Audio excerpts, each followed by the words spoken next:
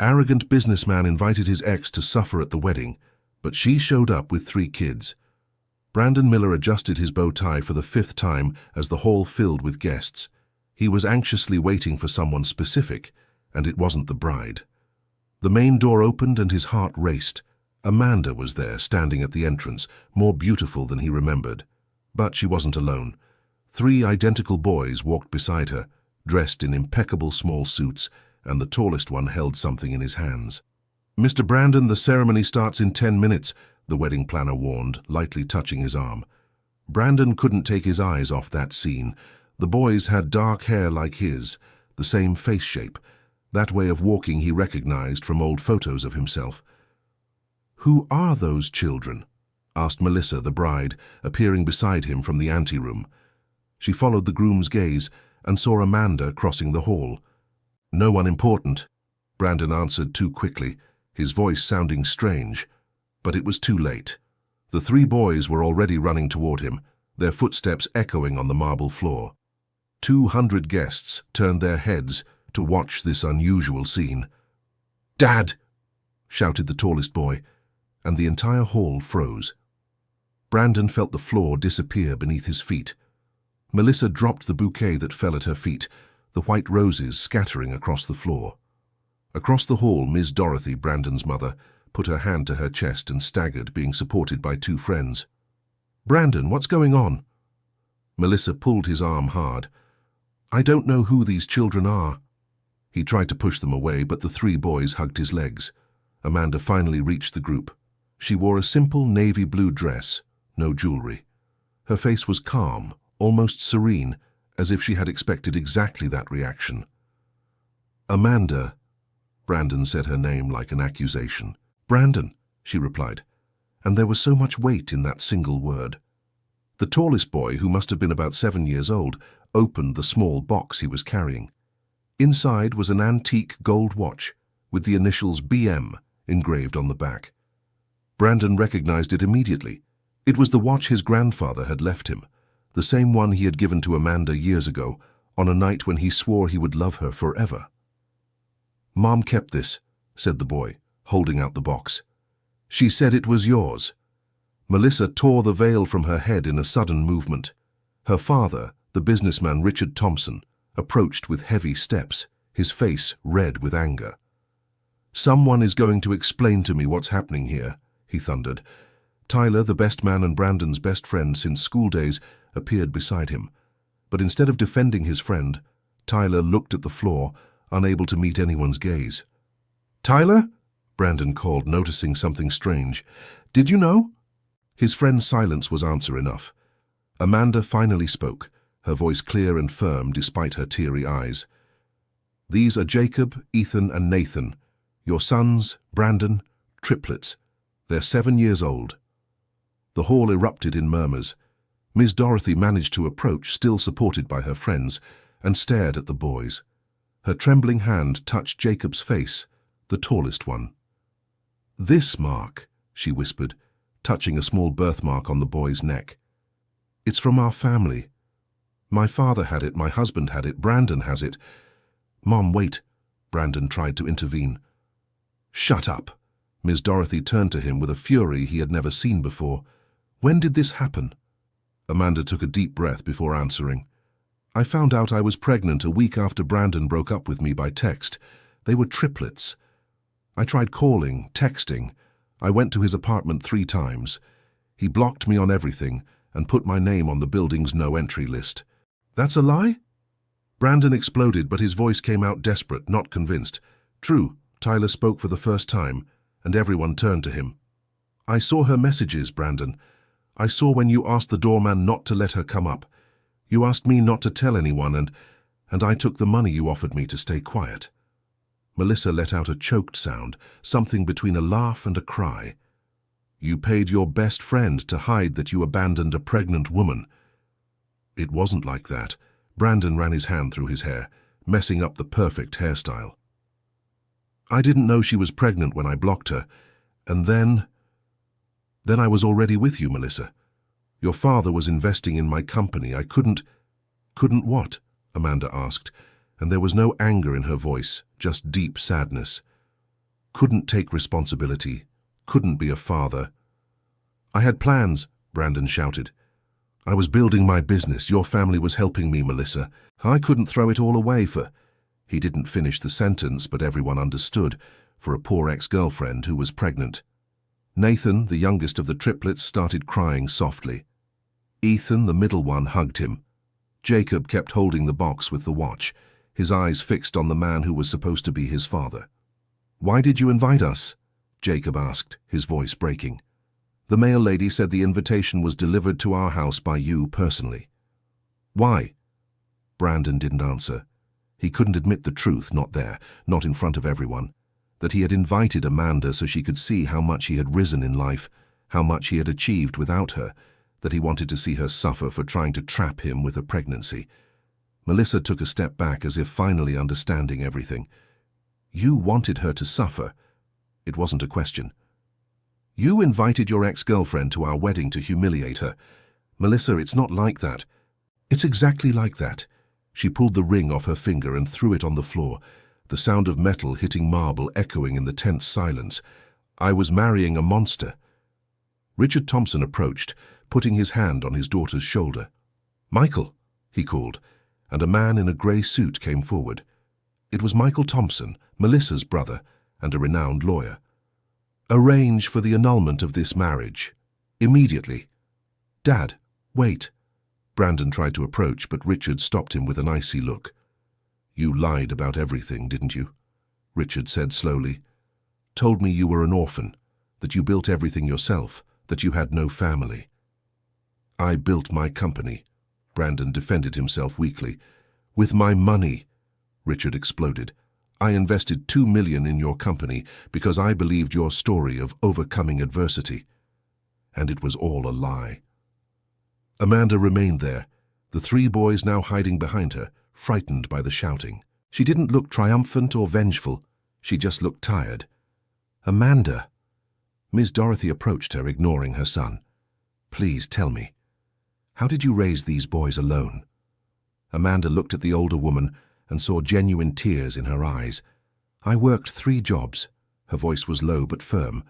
"During the day at a clothing store, in the afternoon cleaning offices, at night doing sewing at home. My mother helped take care of them while I worked, but she passed away when the boys were 4. My God," Miss Dorothy covered her mouth. "I never asked for child support because I didn't want them to grow up feeling like they were a burden. I wanted them to know they were loved, wanted. But they saw Brandon on television 3 months ago in a report about successful young entrepreneurs. Jacob found old photos of mine from when Brandon and I were together. He put the pieces together." Jacob stepped forward, brave despite the tears. "We saw your picture and recognized the face. It's the same as ours. Then we asked Mom to tell us the truth. She had never lied to us, but she also never talked much about you." "What did she say?" Miss Dorothy asked, afraid of the answer. "That you were very young when you found out about us," Ethan answered this time. "That you got scared and didn't know what to do. That sometimes people make bad choices when they're frightened." Brandon felt as if he'd been punched in the stomach. Even after everything, Amanda had protected his image in front of the children. "And still you wanted to meet me?" he asked, his voice hoarse. "Mom said everyone deserves a second chance," Nathan spoke for the first time, wiping tears with the back of his hand. "That you might have changed."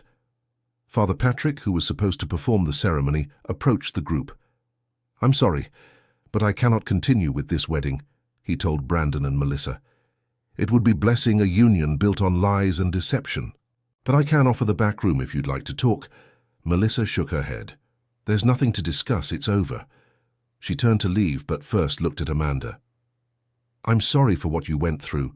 I'm sorry I almost married the man who did that to you." Amanda just nodded, wordless. The guests began dispersing in groups, whispering about the scandal. Brandon stood frozen, watching his world crumble around him. His company depended on Richard's investment, which would certainly be withdrawn. His marriage was destroyed, and 3 children were looking at him like he was a stranger, which he essentially was. "Mom," he began, but Miss Dorothy raised her hand, silencing him. "I raised you better than this," she said, her voice trembling. "Your father may have been many things, But he stepped up when he found out I was pregnant. He proposed to me the next day, and you just ran away." "I was 25, Brandon defended himself. "I was too young to be a father." "And Amanda, wasn't she the same age?" Miss Dorothy countered. "But she didn't run. She raised 3 children alone, working herself to death, while you were living it up with someone else's money." Tyler approached timidly. "Brandon, I'm sorry I kept the secret, the money you gave me. I was unemployed, desperate. But I should have told." "How much?" Amanda asked, looking at Tyler. "How much did he pay you?" Tyler hesitated before answering. $10,000. Amanda gave a bitter laugh. $10,000 to hide 3 lives. Meanwhile, I was buying milk with the loose change from the bottom of my purse.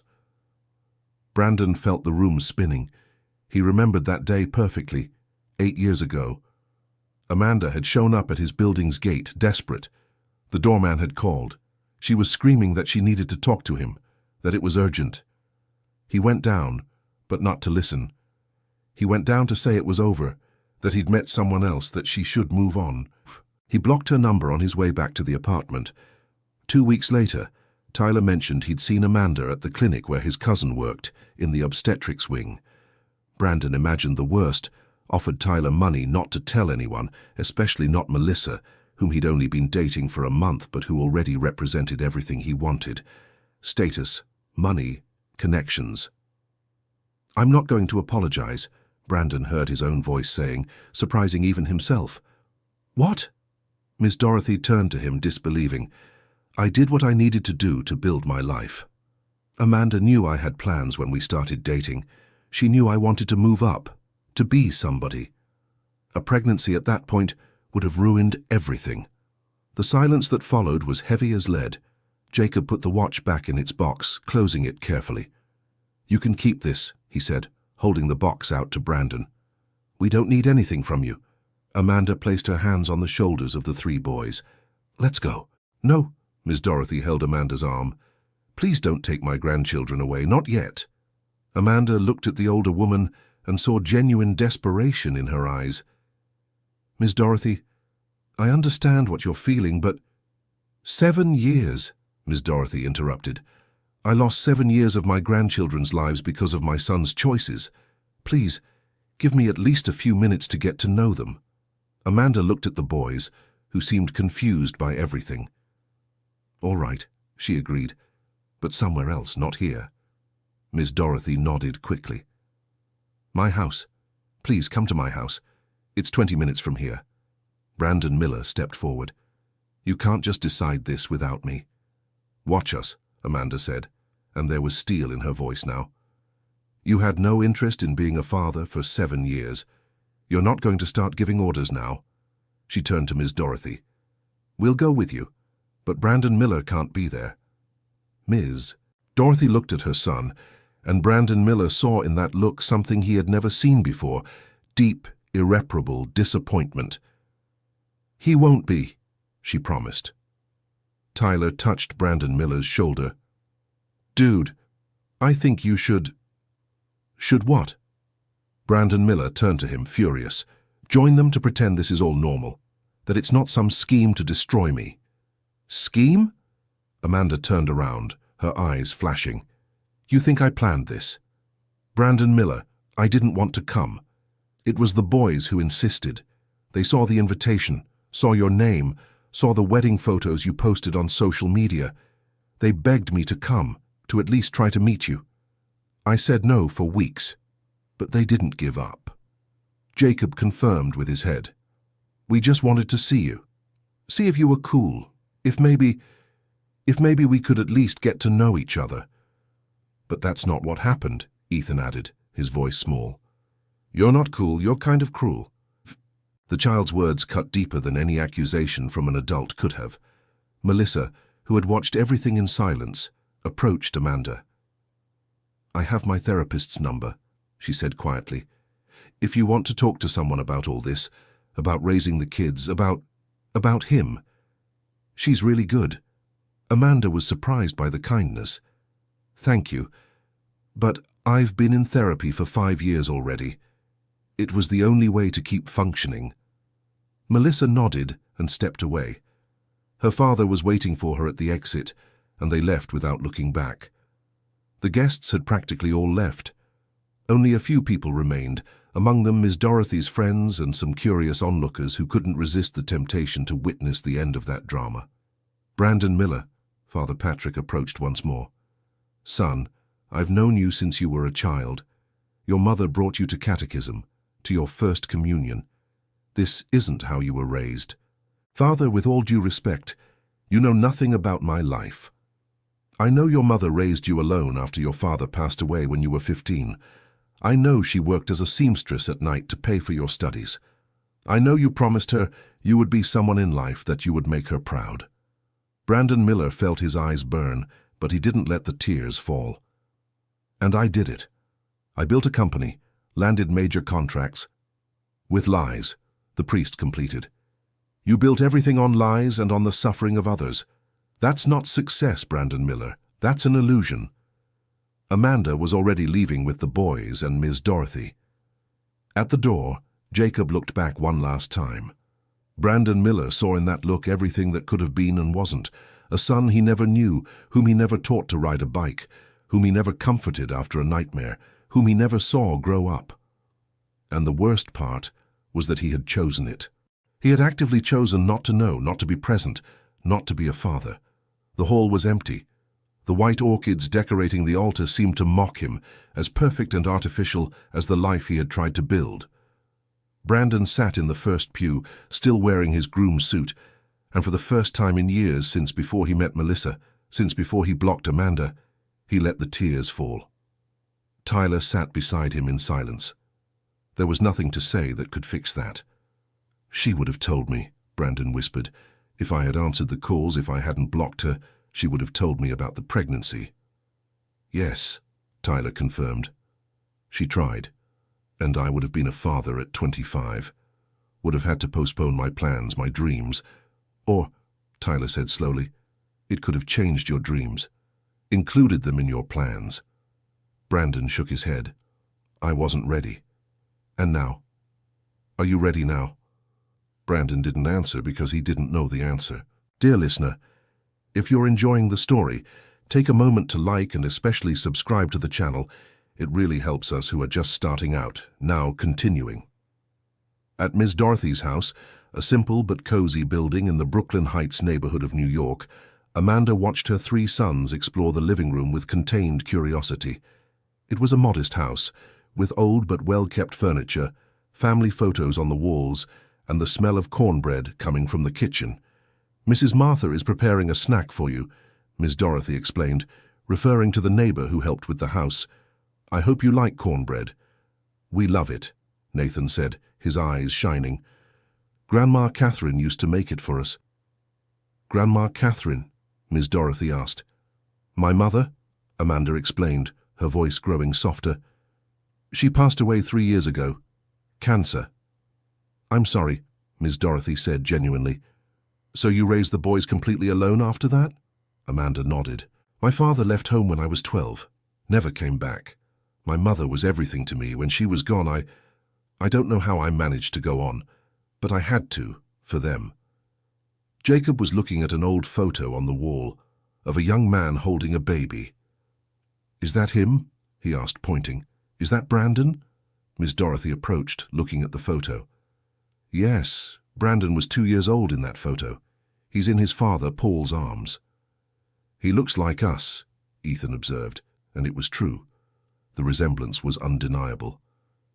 You're identical, Miss Dorothy confirmed, gently running her hand through Ethan's hair. My grandsons. All 3 of you my grandsons. Her voice broke on the last word, and Amanda saw the older woman struggle to maintain her composure. Miss Dorothy, I didn't come here to cause trouble or ruin Brandon's marriage, Amanda said. I didn't want to come at all. Then why did you come? Amanda looked at the 3 boys who were now exploring the bookshelf. Because they asked me to. Because Jacob found an invitation in the mailbox with Brandon's name, and he showed it to me with eyes so full of hope that I couldn't bring myself to deny him. Because for 7 years they've asked me about their father, and I always gave vague answers. And now they had found him on their own. They had seen that he existed, that he was successful, that he was getting married. How could I keep hiding? Was the invitation delivered by him personally? Miss Dorothy asked. It was, 3 months ago. I wasn't home, but my neighbor, Mrs. Gladys, saw. She said a well-dressed man arrived in an expensive car and put the invitation in the mailbox. Jacob was playing on the sidewalk and saw everything. He didn't know who it was, but he kept the invitation because he thought it was pretty. Miss Dorothy closed her eyes, her disappointment in her son deepening even further. He wanted to humiliate you. It wasn't a question, but Amanda answered anyway. I know. When I saw the invitation, I understood immediately. Brandon wanted me to see how far he'd climbed in life without me. He wanted to show me he'd achieved everything he'd planned, and that I'd been left behind. But he didn't know about the children. Miss Dorothy tried to find an excuse. No, but he never wanted to know either. I tried to tell him, Miss Dorothy. I really tried. But he blocked me before I could say anything. And then I had 3 babies to care for, 3 mouths to feed. I didn't have the time or energy to chase after someone who'd made it clear he didn't want me in his life. Mrs. Martha entered carrying a tray with cake and juice. The boys perked up, but looked at Amanda for permission. She nodded, and they served themselves politely. They're very well-behaved children, Miss Dorothy observed. Amanda's always been very strict with rules, Jacob explained between bites, but she always explained why. It was never just because. And you obey her, Ms. Dorothy asked curiously. Always, Ethan replied, because we know she always does what's best for us, even when it's hard. Amanda felt her eyes sting. Raising 3 boys alone had been the hardest thing she'd ever done. There were days she didn't know how she'd pay the rent, days she ate only 1 meal so they could have 3. But she never complained in front of them, never let them feel like a burden. Amanda, Miss Dorothy sat beside her. I need you to know I didn't know any of this. If I had, I would have looked for you, I would have helped. Brandon is my only son, but that doesn't mean I approve of everything he does. I believe you, Amanda said sincerely. But I need to understand one thing, Miss Dorothy continued. 7 years, Amanda, 7 years you raised these children without ever asking for child support, without ever going to court. Why? Amanda sighed, gathering her words. At first it was because I was in shock. Finding out I was pregnant with triplets at 22, alone, without a steady job, it was devastating. My mother hugged me and said we'd figure it out, but I could see the fear in her eyes too. We could barely pay our rent, and now we'd have 3 babies. She paused, picking up the coffee cup Mrs. Martha had brought. After the boys were born, it got even harder. They were premature, stayed in the NICU for weeks. I slept at the hospital, in the hallway, to be near them. My mother took shifts with me, and through all of it I thought about Brandon. I wondered if I should try contacting him again, but I always reached the same conclusion. What conclusion? Miss Dorothy asked gently. That I didn't want my children growing up knowing their father was only present because of a court order. I didn't want them to feel like a burden, like a bill to pay. I preferred they grow up without a father, rather than feeling unwanted. But did they ask? Always. Especially Jacob. He's the oldest by 5 minutes, but acts like he's 5 years older. He's always been more observant, more questioning. He noticed other children had fathers, that he and his brothers only had me and Grandma Catherine. Jacob, overhearing the conversation, approached. I remember asking if my dad was like Superman, too busy saving the world to be with us. Amanda laughed through her tears, and I said no.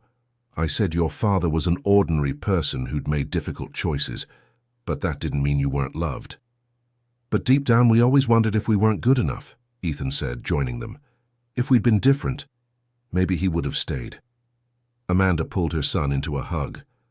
No, never think that. None of this was your fault. You are perfect exactly as you are. Nathan, the youngest, climbed onto Amanda's lap. But now we met him, and he didn't like us. It's not that he didn't like you, Amanda tried to explain, though she didn't believe her own words. He was just surprised, scared.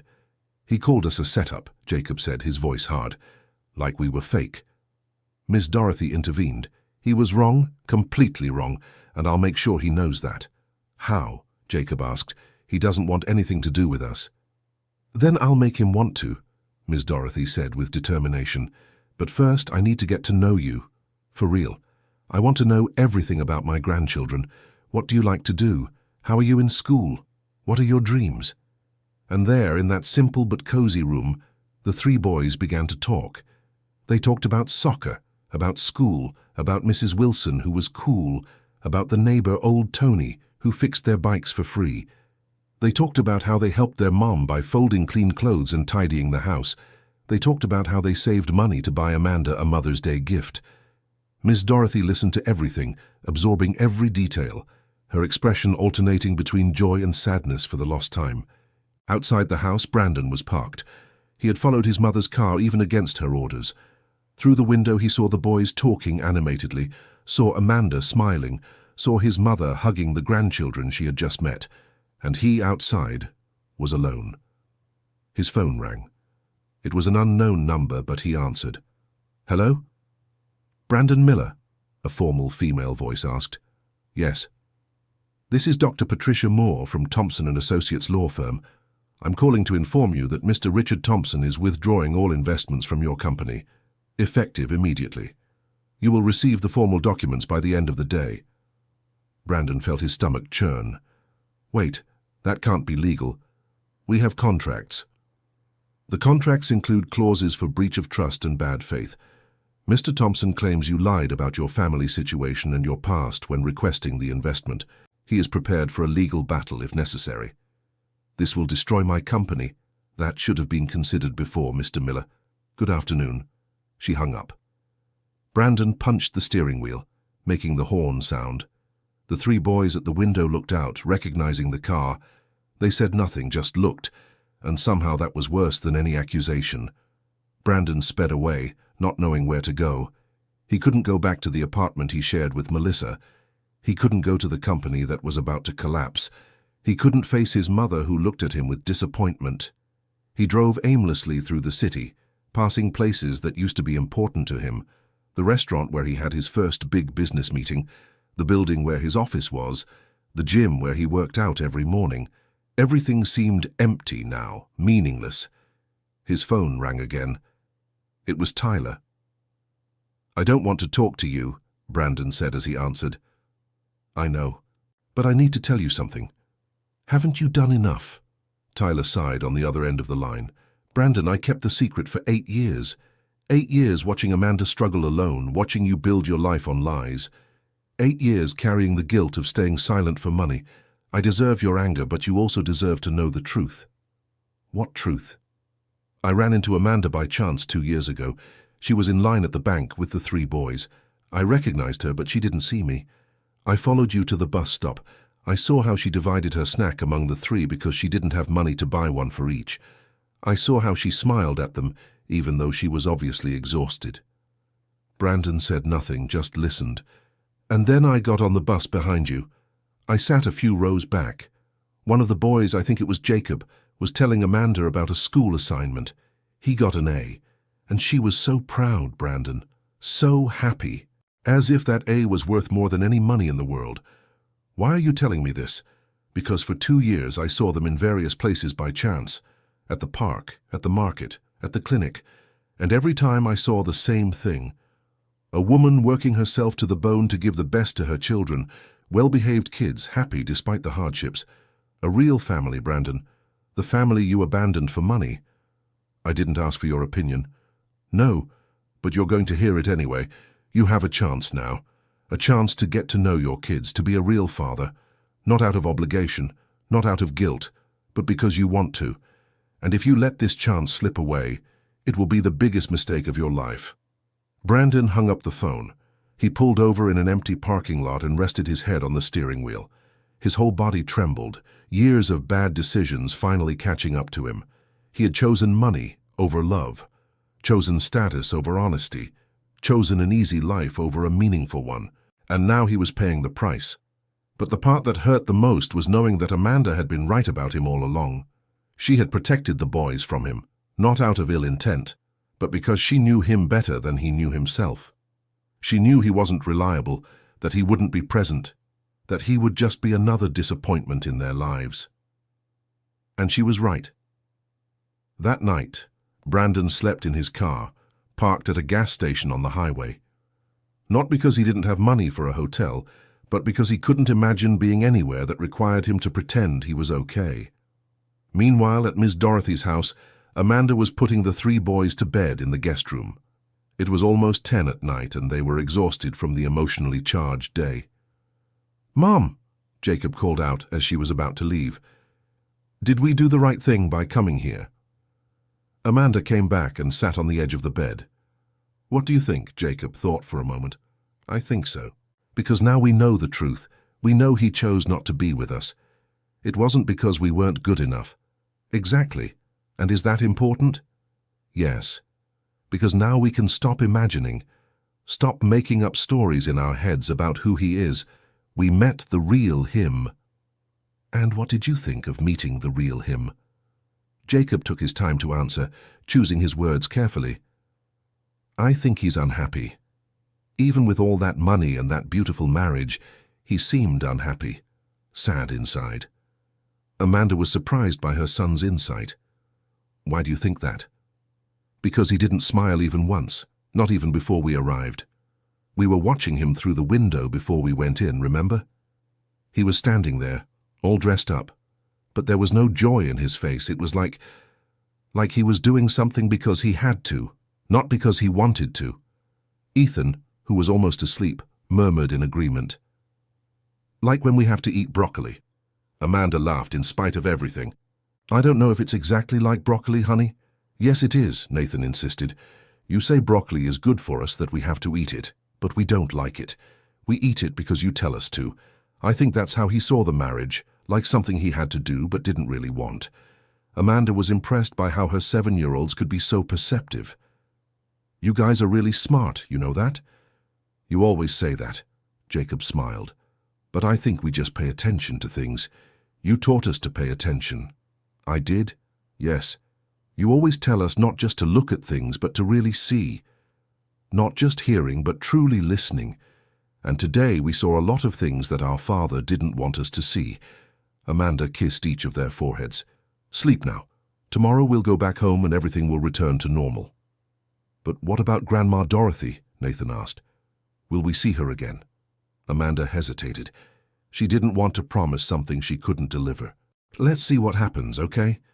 The boys accepted the answer, accustomed to their mother's honesty even when it meant uncertainty.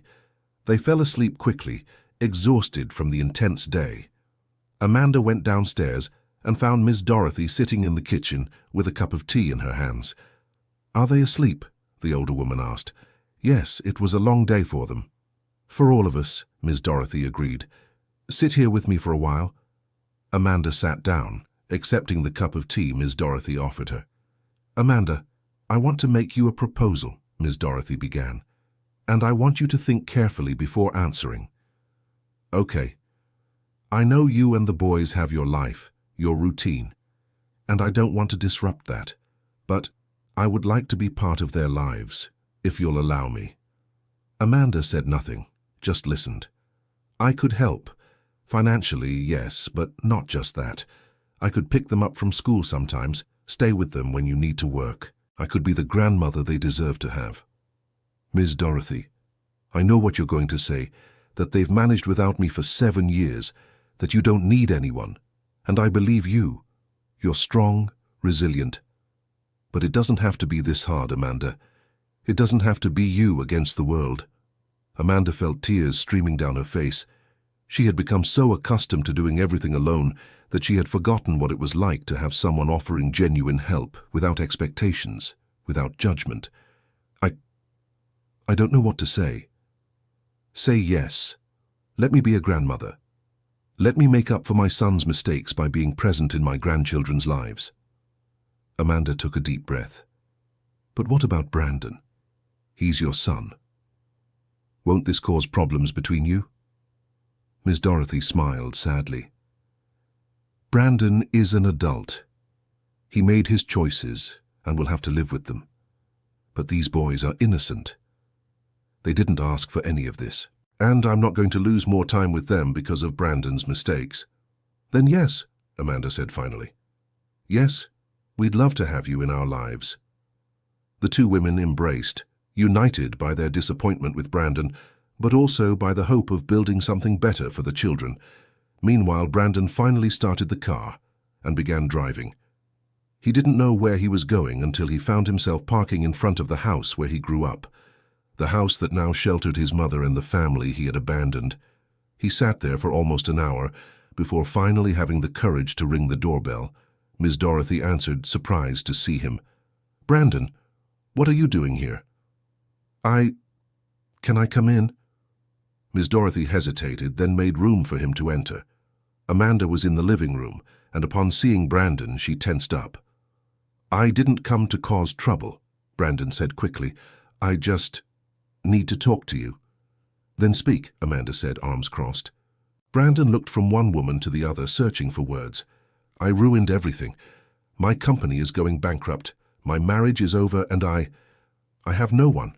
And it's all my fault. I know that." "If you came here looking for pity," Amanda began. "No," Brandon interrupted. "I didn't come looking for pity. I came because you're right about me. All of you. I'm exactly the kind of person you think I am. Selfish, cowardly, cruel." "Brandon," Miss Dorothy started, but he continued. "Let me finish, Mom, please. I spent the whole night thinking about the choices I made, about who I've become, and I realized that I hate myself. I hate what I did. I hate who I am." He looked directly at Amanda. "You were right to block me from the boys' lives. You were right to raise them without me. Because you knew, even when I didn't, that I wouldn't be a good father, that I would disappoint them." "Brandon, where are you going with this?" Amanda asked. I want to meet them. The boys. Not because I think I deserve it. Not because I think I can make up for 7 years in a few visits, but because I want to try to be better, and I can't do that without confronting what I did, without getting to know the people I abandoned." Amanda shook her head. "You're saying this now because you've lost everything, but what about when you rebuild your life? When you recover? Will you disappear again?" "I don't know," Brandon admitted, and the honesty in his answer surprised both women. "I don't know if I'll be a good father. I don't know if I'll manage, but I want to try. And if you give me a chance, just one chance, I promise I'll be honest with you and with them. I won't promise things I can't deliver. I won't make empty promises." Amanda looked at Miss Dorothy, seeking advice. The older woman just shrugged, making it clear the decision was Amanda's alone. "One chance," Amanda said finally. "One, but with conditions. Anything. First, you won't just show up in their lives as a father. You'll start as an acquaintance. We'll take it slow. Second, if at any point I think you're hurting them emotionally, it's over. No second chances. Third, no matter what happens between us adults, you can't disappear again. If you enter their lives, it's for good. Not necessarily full-time, but you can't just vanish." Brandon nodded to each condition. "I accept. And one last thing," Amanda added. "You're going to start therapy immediately." "What?" "You have problems, Brandon. Serious problems with responsibility, with empathy, with honesty, and I won't let you near my children until you start working on those problems. So you'll find a therapist, you'll start treatment, and you'll keep me informed of your progress." Brandon wanted to argue, to say he didn't need therapy, that he could manage on his own. But he looked at Amanda, at the woman who had raised 3 children alone while he lived a lie, and realized she was right. "All right, I'll go." Amanda nodded. "The boys are sleeping now. You can meet them properly tomorrow. We'll go to the park at 4 in the afternoon, the one near their school. You can come if you want. I'll be there." Brandon turned to leave but stopped at the door. "Amanda?" "Yes?" "Thank you for not giving up on them, for being the mother they deserved even when I wasn't the father they needed." Amanda didn't respond, just nodded. Brandon left, leaving the 2 women alone again. "Do you think he'll show up tomorrow?" Miss Dorothy asked. "I don't know," Amanda admitted. "But if he doesn't, we'll carry on like we always have." The next morning, Amanda woke up early and went to Miss Dorothy's kitchen. The boys were still sleeping, exhausted from the previous day. She made coffee and sat at the table, thinking about everything that had happened. Part of her still couldn't believe she was allowing Brandon to get close to the boys. Another part knew it was the right thing to do. Not for Brandon, but for the boys. They deserved the chance to know their father, even if that knowledge came with disappointment. Miss Dorothy came down, already dressed for the day. "Good morning, did you sleep well?" So, Amanda admitted. "I kept thinking if I did the right thing yesterday, giving him a chance." "You did," Miss Dorothy assured her. "Because you're not doing it for him, you're doing it for the boys." "That's what I keep telling myself." "Amanda, can I ask you a personal question?" "Of course." "Do you still have feelings for Brandon?" Amanda considered the question carefully before answering. "No. Not in the way you're thinking. I did love him, yes, very much. But that Brandon no longer exists. Maybe he never really did. The man I loved was who I thought he was, not who he really is. And the man from yesterday? What did you think of him? I thought he was a frightened man, lost, but I also realized it's not my responsibility to save him. I spent so much of my life trying to save people. My father, who never wanted to be saved. Brandon, who abandoned me. Now my only responsibility is my children." Miss Dorothy smiled with approval. "You're much stronger than you think, Amanda." "I don't feel strong. I feel tired." Strength isn't about never being tired. It's about continuing, even when you are. The boys woke up an hour later, coming down the stairs with messy hair and still sleepy eyes. The smell of pancakes Miss Dorothy was making drew them to the kitchen.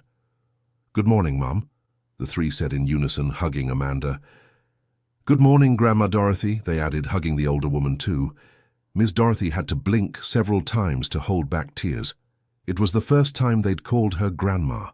Breakfast was peaceful, with the boys talking excitedly about a soccer game they watched on TV and their plans for returning to school on Monday. "Boys," Amanda said when they finished eating, "we need to talk about something." The three immediately became serious, recognizing the tone. "Is it about our father?" Jacob asked. "Yes. He came here last night, after you fell asleep. He wants to meet you. For real this time." "Do we have to accept?" Ethan asked. "No. You don't have to do anything you don't want to. But I gave him one chance. Just one chance to try to be a father. And I wanted to know what you think about that." The three boys looked at each other, seeming to have a silent conversation. Finally, Jacob spoke. "We want to meet him. But not because of him, because of us. We need to know who he really is. Not the version we imagined, not the version from the newspapers, the real version."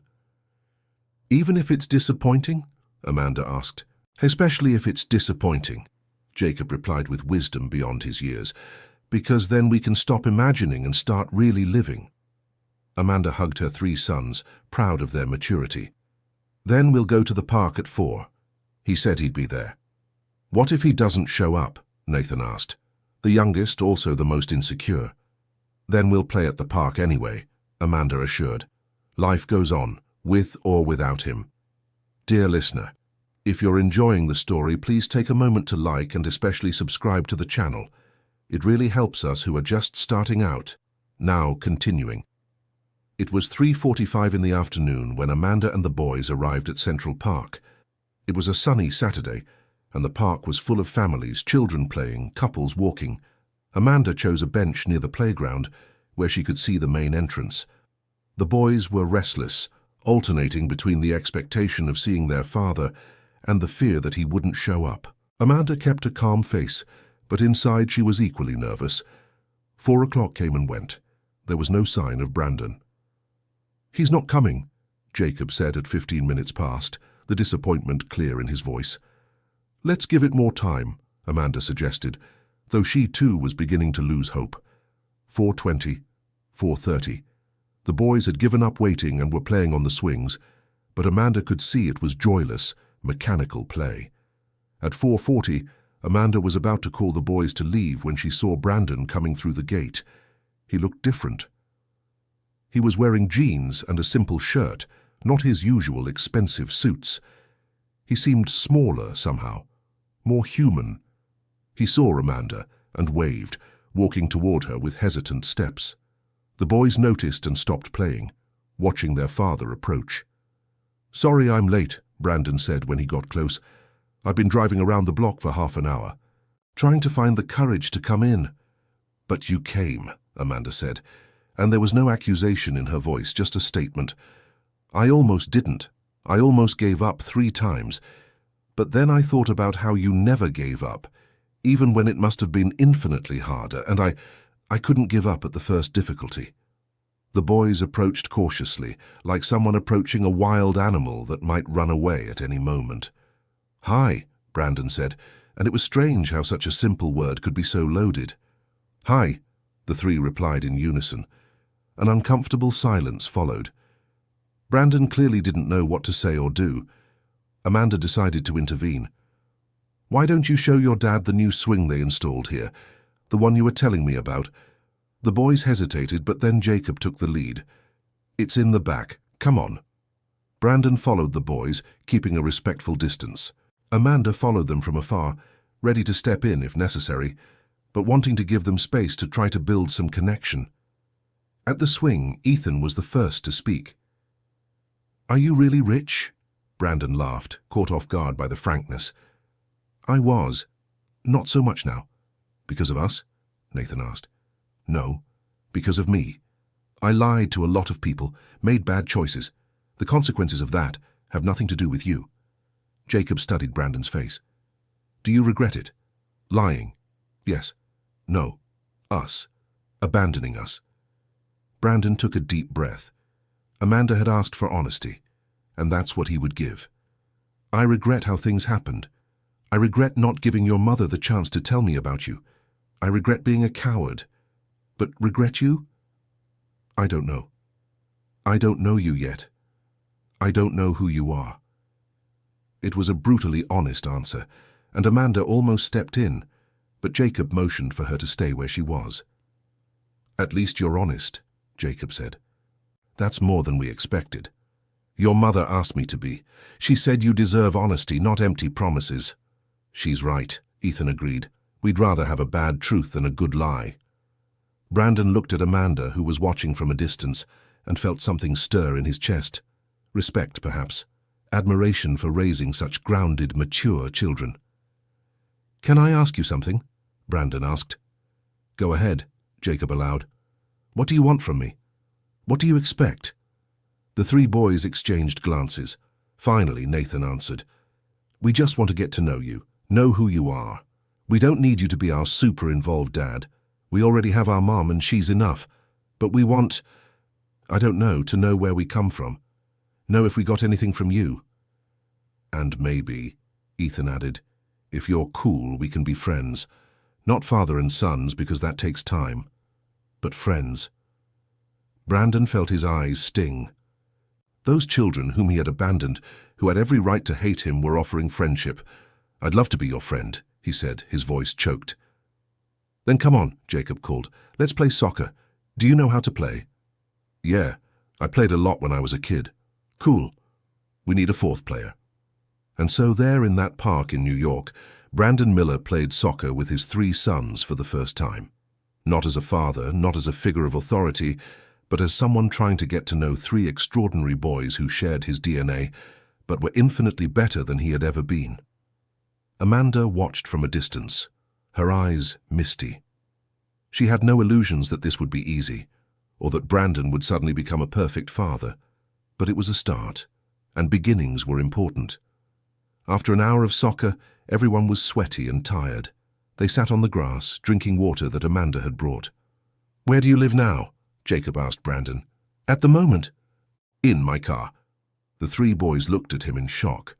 "Like, you're living in your car?" Ethan asked. "It's temporary. My apartment was from the company, and with everything that happened, but I'll figure it out."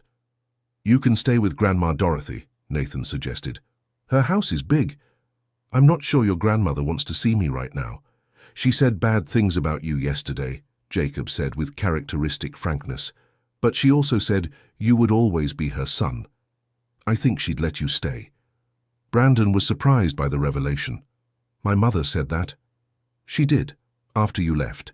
She said she was angry and disappointed, but she would never stop being your mother. Brandon felt something tighten in his chest. He didn't deserve that loyalty, but it was comforting to know it existed. Amanda approached, sensing it was time to end the meeting.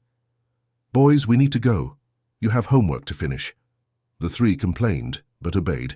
They got up, brushing the grass off their clothes. Are we going to see you again? Nathan asked Brandon. If you want to, yes. We do, the three said together. Then let's set it up, Amanda interjected. How about next week? Same time, same place. That works, Brandon agreed. And Brandon, Amanda added, did you look for a therapist? I've already scheduled the first session, Monday at 10. Amanda nodded, satisfied. Good. I'll see you next week then. As Amanda and the boys walked to the bus stop, Jacob looked back and saw Brandon still standing in the same place watching them leave. Mom, do you think he'll change? I don't know, son.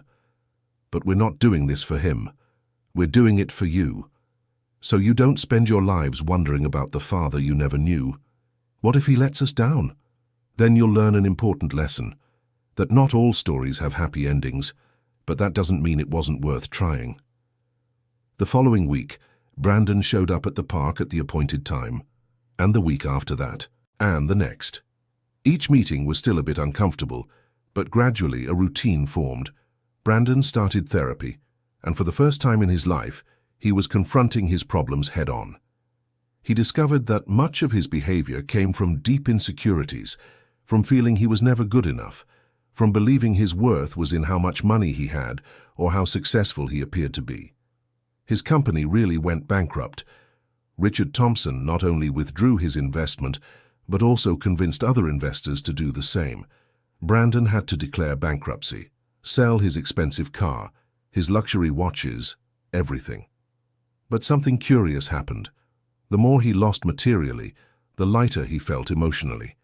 He accepted the offer to temporarily live with Ms. Dorothy, who set strict rules. He would help with the household bills, do his chores, and most importantly, attend all meetings with the boys that Amanda allowed. 2 months after the wedding that didn't happen, Brandon got a job as a salesperson in an electronics store. It wasn't glamorous, it didn't pay much, but it was honest. He worked Monday through Friday and reserved Saturdays to see the boys. The meetings evolved. From the park, they moved on to trips to the movies, museums, and pizzerias. Amanda always accompanied them, keeping a respectful distance, but staying present. She still didn't fully trust Brandon, but she could see he was trying. One afternoon, 3 months after the marriage ended, Brandon brought something for the boys. They were 3 small boxes, wrapped in an amateurish way. What's this? Jacob asked, curious. Open them and see. Each box contained a simple but personalized watch. On the back of each one was engraved the boy's name and a date, their birth dates. They're not expensive, Brandon explained. In fact, I used almost my whole month's salary to buy them, but I wanted you to have something from me. Something that was just yours. The boys were speechless, turning the watches over in their hands. It's the most beautiful gift we've ever gotten, Ethan finally said. But we don't need gifts, Jacob added. We just want you to show up. I know, and I will show up, but even so I wanted to give you this. Amanda watched the scene with mixed feelings. Part of her was still angry with Brandon for everything he had done, but another part recognized that he was genuinely trying to change. That night, when they returned home, Amanda tucked the boys into bed and sat in the small living room of her apartment. It was a humble place, with old furniture and walls that needed painting. But it was theirs, earned through hard work. Her phone rang. It was a message from Brandon. Thank you for giving me a chance. I know I don't deserve it, but I'll spend the rest of my life trying to be worthy of your trust. Amanda didn't reply immediately. Instead, she thought about the past few months, about how life had a strange way of unfolding. Finally, she replied, It's not about deserving. It's about trying. Keep trying. Meanwhile, in another part of the city, Melissa was in her luxurious apartment, trying to process everything that had happened. The cancelled wedding had become the gossip of the year in her social circle. Some supported her decision to break up with Brandon. Others thought she should have given him a chance. But Melissa knew she had made the right choice, not just because of the betrayal and lies, but because she saw in Brandon something that frightened her, a man willing to sacrifice anything, including his own humanity, for status and money. She had come from a wealthy family, yes, but her parents had always taught her that money without character was worthless. Brandon was living proof of that. Her phone rang. It was Michael, her brother. "Hi, Mike." "Hi, Mel, how are you?" "Better, a little better every day. I heard Brandon is working at an electronics store. Good for him." "You don't feel sorry for him?" Melissa thought for a moment. "No. Pity would imply he's a victim, and he's not. He's responsible for everything that happened. But I hope he gets better. I hope he becomes a decent father to those children. They deserve that. You're more generous than he deserves." "It's not generosity. It's pragmatism. The sooner he moves on, the sooner I can completely forget he ever existed." Michael laughed. "Fair enough. Dad wants to know if you're coming to dinner on Sunday." "I'll be there. Tell him I'll bring dessert." After hanging up, Melissa went to the balcony and looked out at the lit-up city. Her marriage had been a farce, but in a way, its cancellation had been a liberation. She wouldn't have to spend her life with someone who saw her only as a rung on the social ladder. She was young, had her whole life ahead of her, and now she knew exactly the kind of man she didn't want by her side. Back at Miss Dorothy's house, Brandon was sitting in the kitchen, reviewing photos of the outings with the boys that Amanda had allowed him to take. In 3 months, he had accumulated dozens of photos, the boys playing soccer, eating pizza, laughing at something silly. They were memories he would never have had if Amanda hadn't given him a chance. Memories he didn't deserve, but now treasured like precious gems. Miss Dorothy entered the kitchen, getting a glass of water.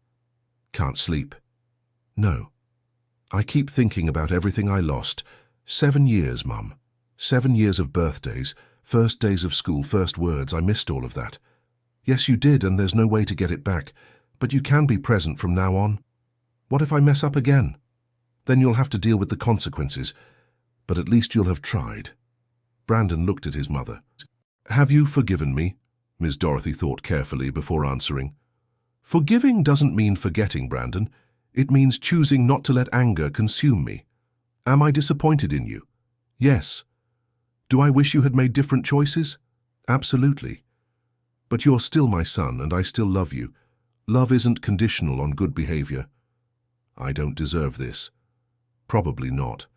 But love isn't about deserving. It's about choice. And I choose to keep loving you, even when you make it hard." Brandon hugged his mother, and for the first time in a long while, he felt that maybe, just maybe, he could become a better person. 3 weeks later, Amanda received an unexpected call. It was from the boys' school. "Hello, Mrs. Amanda. This is Principal Betty." "Hi, Betty. Is something wrong?" "No, nothing bad. Actually, I'm calling because we have a Father's Day presentation on Friday, and the boys asked to invite their father. They gave me a number, but I wanted to check with you first." Amanda was surprised. The boys hadn't mentioned anything about it. "They want their father to come." "They do. Jacob said his dad has been working a lot, but it would be cool if he could make it. I don't want to overstep your authority as their mother, so I'm asking you first." Amanda thought for a moment. Father's Day presentations were always tough for them. While other kids presented projects with their dads, her kids always did them alone or with her playing both roles. "It's fine," she decided. "You can invite him." "Great. The presentation is at 2 in the afternoon." After hanging up, Amanda called Brandon. "Hello?" "Brandon, it's Amanda," the school called. "The boys want you to come to the Father's Day presentation on Friday." There was silence on the other end. "Amanda, I don't know if I'm ready for this." "No one's asking if you're ready. I'm asking if you'll be there." Another silence. "I'll have to ask for time off from work." "Then ask." "Amanda, I've only had this job for 3 months. If I ask for time off, then choose, Brandon. Choose between your job and your kids." Again. The accusation stung, but it was fair. "I'll be there," he promised. 2 p.m. Don't be late. On Friday, Brandon was at the school door at 1:45. He had asked for the whole afternoon off, which annoyed his boss, but he didn't care. For the first time in a long time, he was putting something more important than work first. Amanda arrived 5 minutes later, seeing Brandon already there. "You came," she said, not hiding her surprise. "I promised." They entered together, but separately, keeping a respectful distance. The school was decorated with drawings and projects made by the children. Brandon saw one of Jacob's drawings on the wall. It was a family, a woman and 3 boys. There was no father in the drawing. He felt a pang in his chest, but said nothing. The presentation began. Several children went up front with their fathers, talking about what their dads did, what they liked about them. Special memories. Some fathers were clearly uncomfortable, others proud, some bored. Then it was Jacob, Ethan, and Nathan's turn. The 3 went up together, which was allowed for siblings. "We want to talk about our parents," Jacob began, and Brandon straightened up in his chair.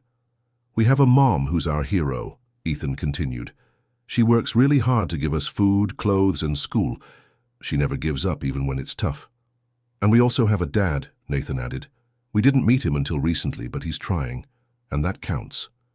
Jacob looked directly at Brandon. "Our dad isn't perfect. He made bad choices in the past, but he's trying to be better. And we think that's what matters most. Not where you come from, but where you're going." The room fell silent. Some people looked on with curiosity, others with judgment. But Brandon could only see his 3 sons at the front of the room, defending him even after everything.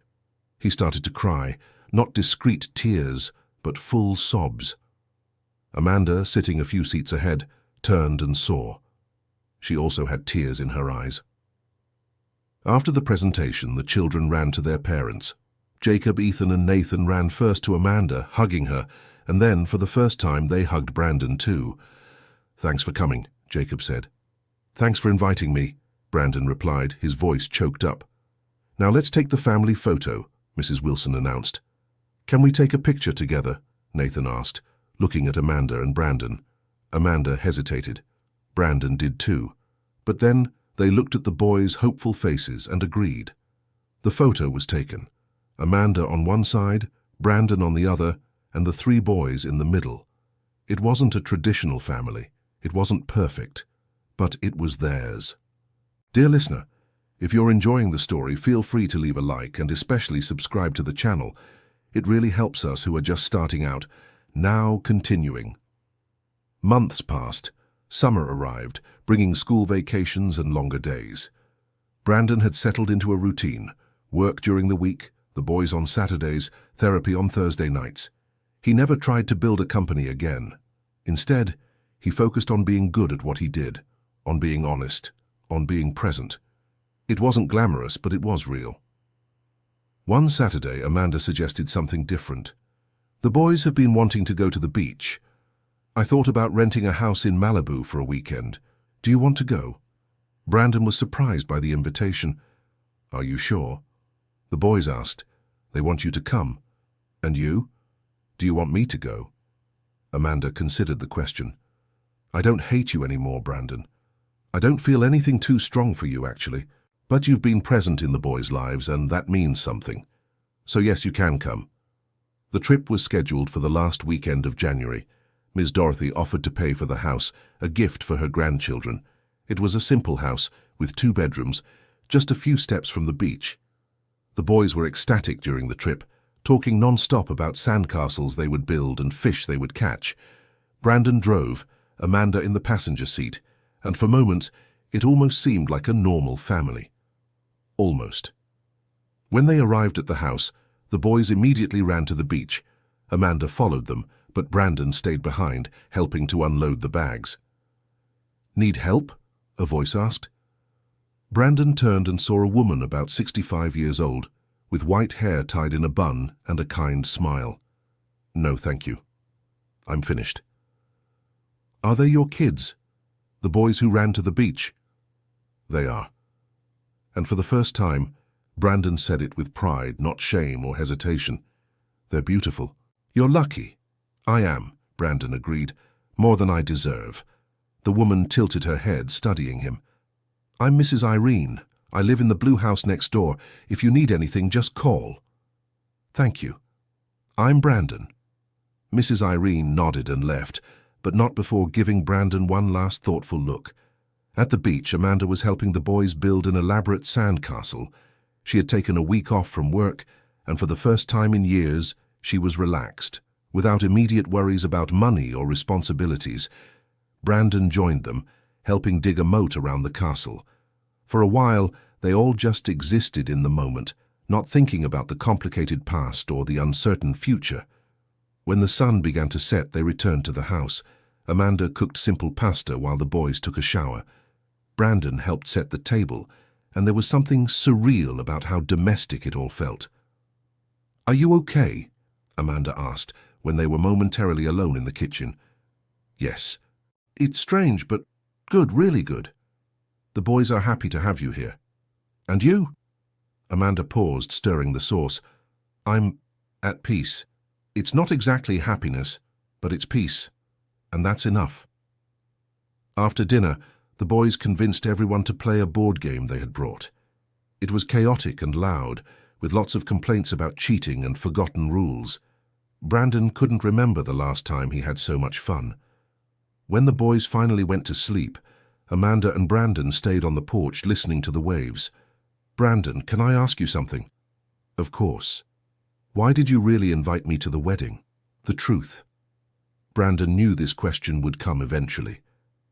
"I wanted you to see how much I had achieved without you. I wanted you to regret, trying to trap me with a pregnancy. I really believed back then that you did it on purpose, to hold me back. And now? What do you think? Now I know it's a ridiculous idea.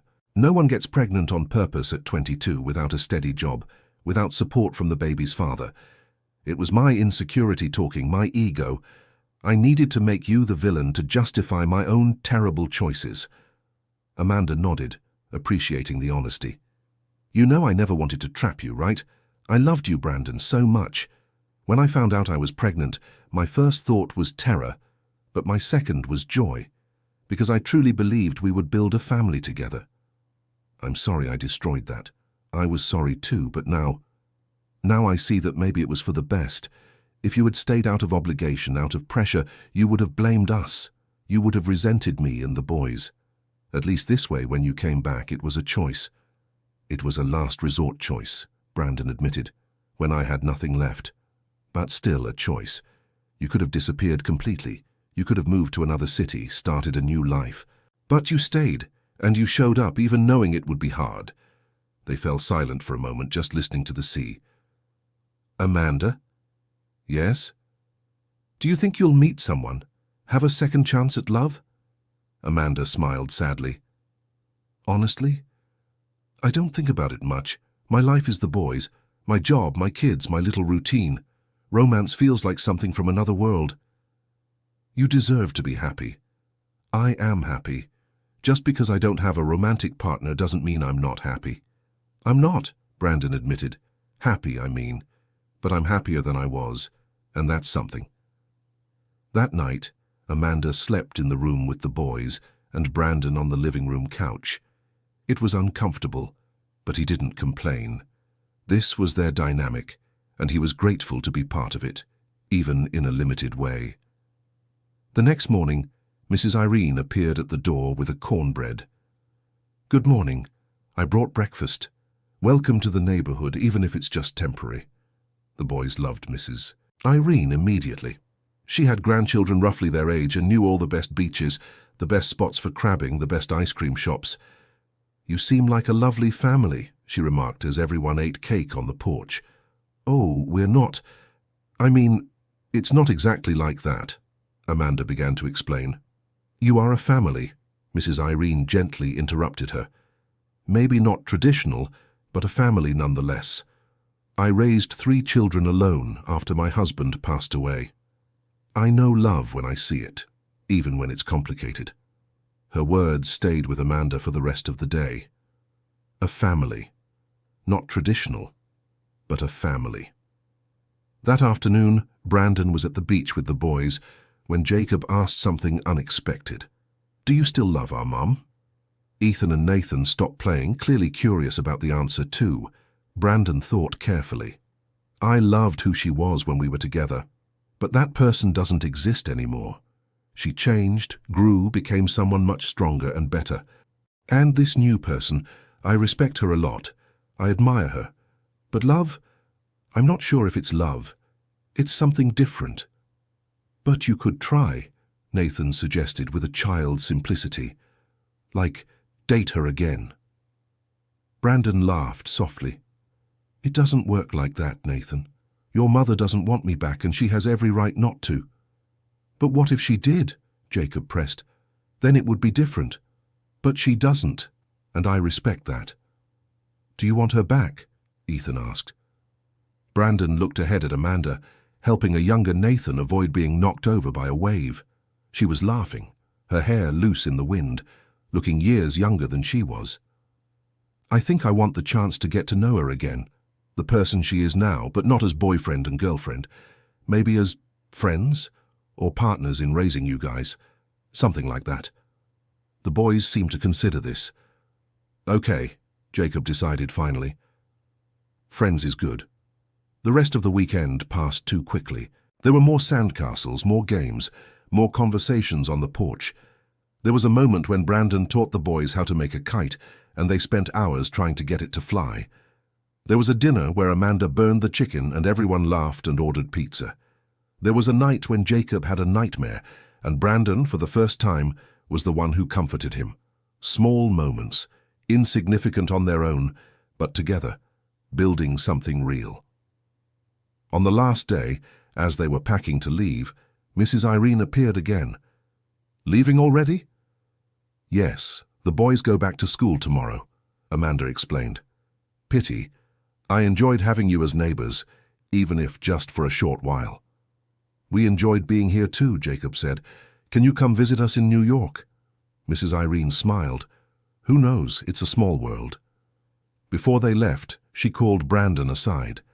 "Can I give you some advice from someone who's lived a long life?" "Of course. I saw you with those boys. I saw how you look at them. There's love there, but also fear. You're afraid of failing them." Brandon didn't deny it. "Here's the secret. You will fail. All parents fail at some point. What matters is what you do after the failure. Do you give up? Or do you get up, apologize, and try again?" "How do you know I failed them before?" "By the way they treat you. With caution, but also with hope. That's the attitude of children who have been disappointed but still believe in second chances." "And if I disappoint them again?" "Then you apologize again and try again. It's that simple. There is no perfection in parenting, Brandon. There's only presence and effort." Brandon hugged the older woman, grateful for the wisdom. The trip back was quiet. The boys slept in the back seat, exhausted. Amanda looked out the window, thoughtful. "What are you thinking about?" Brandon asked. "About how strange life is." 4 months ago I was preparing the boys to watch you marry someone else. Now we just spent a weekend at the beach together. And how do you feel about that?" "Confused," she admitted. "But good. It's strange to say this, but I think I'm okay." "Amanda?" "Thank you for not giving up on me completely. I know you had every right to. I didn't do it for you, I did it for the boys, I know, but still thank you." Back in New York, life returned to its routine. Brandon went back to work, the boys to school, Amanda to her 3 jobs. But something had changed. There was a lightness that wasn't there before. 2 months after the trip, Brandon received a call from his former partner, Marcus. "Brandon, it's Marcus." "Marcus, it's been a while." "I know, listen, I know things ended badly between us when the company went bankrupt, but I'm starting a new business. Something small, nothing like before. And I need someone good at sales. Are you interested?" Brandon hesitated. It was tempting, more money, more opportunity for growth. Opportunity. "Marcus, I'll be honest with you. My current job gives me fixed hours. I get to see my kids every Saturday. I can have a routine. If I accept your offer, Does that change? There was a pause. Probably yes. It would be more hours, more responsibility. Then I'll have to decline, but I appreciate the offer. After hanging up, Brandon felt at peace with his decision. The old Brandon would have accepted without a second thought, but he was no longer that person. That evening he talked about the offer during his therapy session. And how did you feel about refusing? His therapist, Dr. Helen, asked. Good. Relieved, actually, because I know I chose right. I chose my children over money. Finally. That's a significant milestone, Brandon. When we started therapy, you defined your worth by your financial success. Now you're defining it by your relationships. Yeah, it's different, more frightening in a way. Why? Because money is tangible. You work, you earn, it's simple. But relationships, you can work hard and still fail, still lose people. And yet you're choosing that. Why? Brandon thought for a long time. Because for the first time in my life, I understand what's important. And it's not money.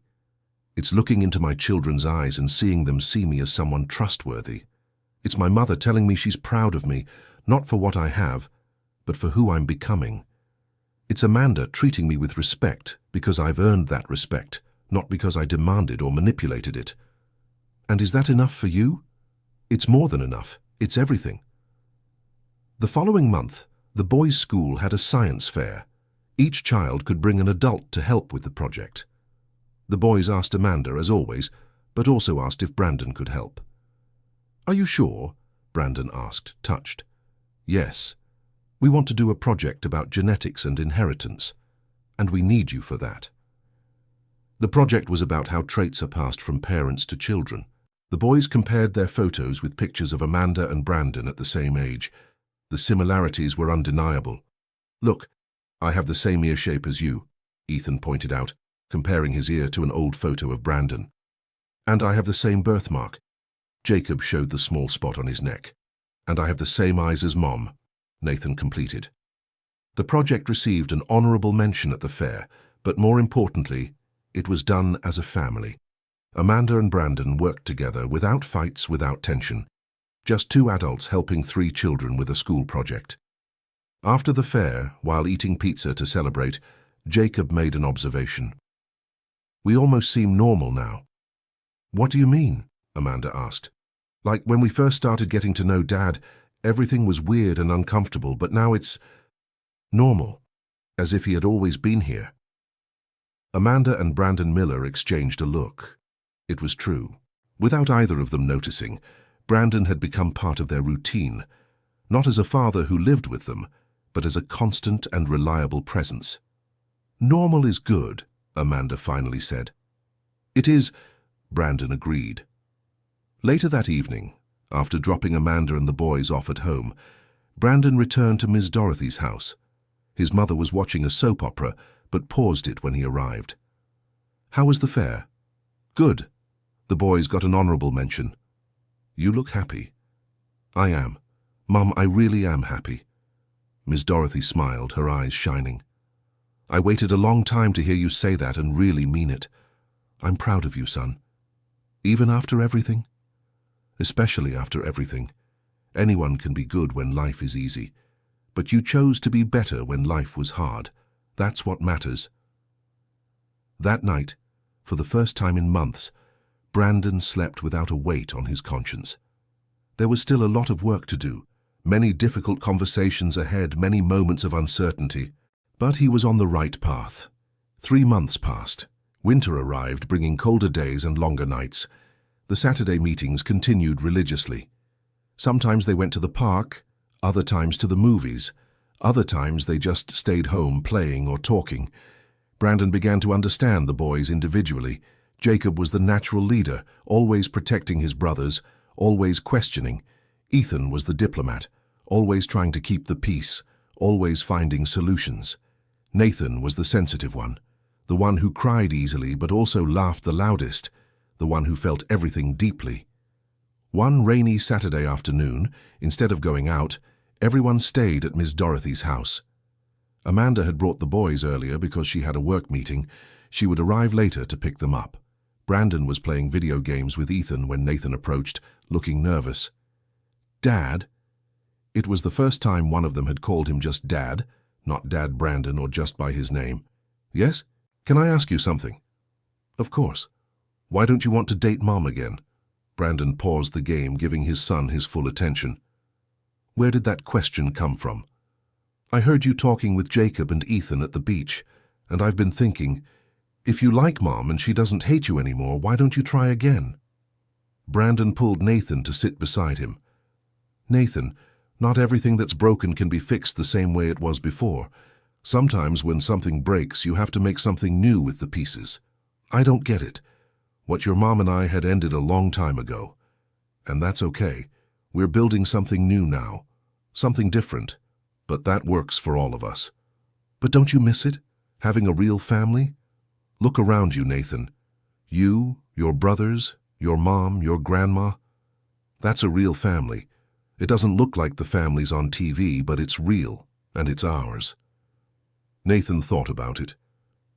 "And you don't feel lonely?" The question cut deep. "Sometimes, yes, but less than before. Before I was alone, even surrounded by people because no one really knew me. Now I have people who truly know me, you guys, and that's worth more." Nathan hugged Brandon, and something in Brandon healed a little more. When Amanda arrived to pick up the boys, they were all in the kitchen making brigadeiros with Miss Dorothy. The kitchen was a mess of chocolate and condensed milk, but everyone was laughing. "You came at the perfect time," Miss Dorothy said. "We just finished a batch." Amanda ate a brigadeiro while it was still warm, and her eyes widened. "It's delicious." "Dad made this one," Nathan pointed out proudly. "Dad, right." Amanda looked at Brandon with surprise. "He let us call him just Dad now," Jacob explained. "We asked, and he said yes." Amanda felt conflicting emotions.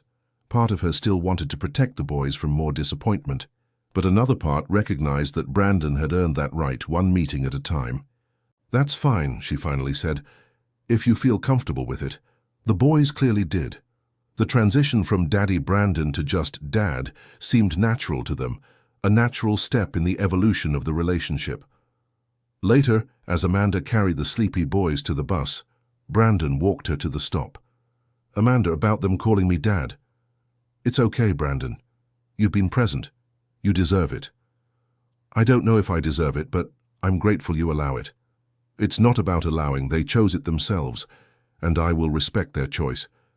The bus arrived, and Amanda helped the boys get on. Before boarding, she turned to Brandon. "You're doing a good job. As a father, I mean. Keep it up." They were simple words, but coming from Amanda, they meant the world to Brandon. September arrived, marking a year since the wedding that didn't happen. Brandon was at work when his phone rang. It was an unknown number. "Hello? Brandon Miller." "Yes? This is Charles Madison from Digital Innovation, Inc. I received a very strong recommendation about you from Marcus Wilson. We're looking for a sales manager and would like to know if you'd be interested in applying. It was a huge opportunity. Sales manager meant a significantly higher salary, better benefits, more prestige. What would the work schedule be? Flexible, but we expect dedication, some nights and weekends when necessary. Brandon didn't have to think long. I appreciate the interest, but I'll have to decline. My weekends are committed. I understand. Well, if you change your mind, we have your contact. After hanging up, Brandon laughed to himself. A year ago he would have accepted without thinking. But now the choice was clear. Saturdays with his kids were non-negotiable. Tyler, with whom Brandon had recently rebuilt the friendship, showed up at Miss Dorothy's house that night. "Dude, I heard you turned down the offer from Digital Innovation." "You heard right. Are you crazy? That was an amazing opportunity." "It was, but it would have cost me time with my kids. Not worth it." Tyler looked at his friend with a mix of admiration and confusion. "You've really changed, huh?" "I hope so. Because who I was before was a terrible person. Not terrible, just lost. No, Tyler, I was terrible. I abandoned the woman I loved when she needed me most. I abandoned 3 children before they were even born. I lied, manipulated, Used people. I was terrible. And now I'm trying. Trying to be better. I don't know if I'm succeeding, but at least I'm trying. Tyler was silent for a moment, then spoke. I also have to apologize. I took money to keep a secret. I helped you hide from your problems. I know, but you eventually told the truth, and that counts. Have you forgiven me? Yes, because holding on to anger does nothing but make me feel worse. 2 weeks later, Amanda called Brandon outside the usual time. Brandon, can I talk to you about something? Of course, what is it? I got a job offer, a good job at a big company, but it would be normal business hours, Monday to Friday, no night shifts. I could finally stop working 3 jobs. That's great, Amanda. It is. But there's a problem. I would need help picking up the boys from school sometimes when I can't leave on time. And I thought, could you do that? Brandon was speechless for a moment. You trust me to pick up the boys alone? You've been reliable for almost a year, so yes, I trust you. It was a huge milestone. Amanda trusting him with the children, not just during supervised or semi-supervised visits, but alone, as part of the routine. I'd love to, he said, emotional. I'll help however you need. Are you sure? Because this would be real responsibility, Brandon. You can't forget. You can't be late. You can't fail. I know. And I'll be there, every time you need. Amanda accepted the job and a new routine began. Twice a week, Brandon picked up the boys from school. He took them home, helped with homework, sometimes cooked dinner, stayed with them until Amanda got home from work. It was domesticity in a way Brandon had never experienced. It wasn't glamorous. It was checking if they'd done their homework, making sure they brushed their teeth, mediating silly fights between brothers. But it was real. It was life. One day, while helping Ethan with math, Brandon had a realization. He was genuinely happy, not the superficial happiness he felt when closing a big deal or buying something expensive, but a deep, rooted happiness, the kind that comes from knowing you're exactly where you're supposed to be. A month passed, then 2. Christmas arrived. It was the first Christmas Brandon would spend with his children. Amanda invited him to spend the day with them at Ms. Dorothy's house. Christmas morning was chaotic. The boys woke up early, excited about the presents. Brandon had bought modest gifts, books, board games, clothes. He didn't have money for expensive electronics or elaborate toys, but he had chosen each gift carefully. Amanda had cooked turkey with Ms. Dorothy's help. The house smelled like food and cinnamon. There was music playing softly. It wasn't perfect, but it was theirs. After lunch, while the boys played with their new presents, the adults sat on the porch. 1 year, Ms. Dorothy commented. It's been a year since the wedding that didn't happen. It feels much longer, Brandon said. To me, it feels like yesterday. Amanda disagreed. I still remember walking into that hall, seeing you there.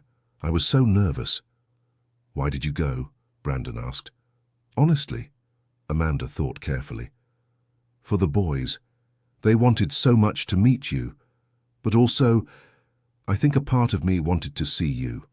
I wanted to see what I had missed, or maybe what I had escaped. And what did you see?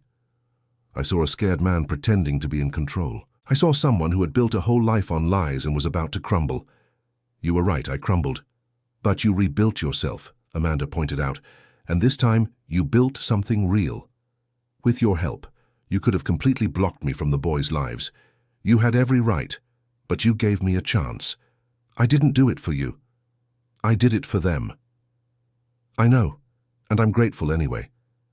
Miss Dorothy, who had listened to the conversation in silence, finally spoke. You two have grown so much this year. I'm proud of both of you. I didn't do anything special, Amanda protested. You did everything, Miss Dorothy corrected. You raised 3 beautiful boys alone. You worked until you almost collapsed to give them a good life. You set aside your pride to give them the chance to know their father. And you did all that with grace and dignity. That's a lot. Amanda felt tears in her eyes.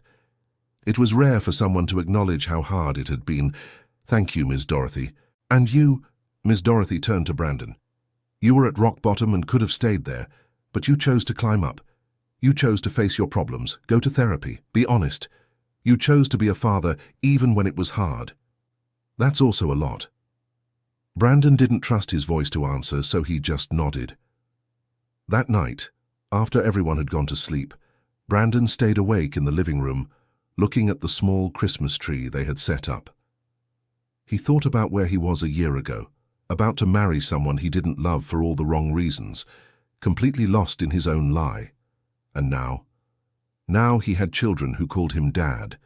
He had an ex-girlfriend who trusted him. He had a mother who was proud of him. He had an honest job and a simple life.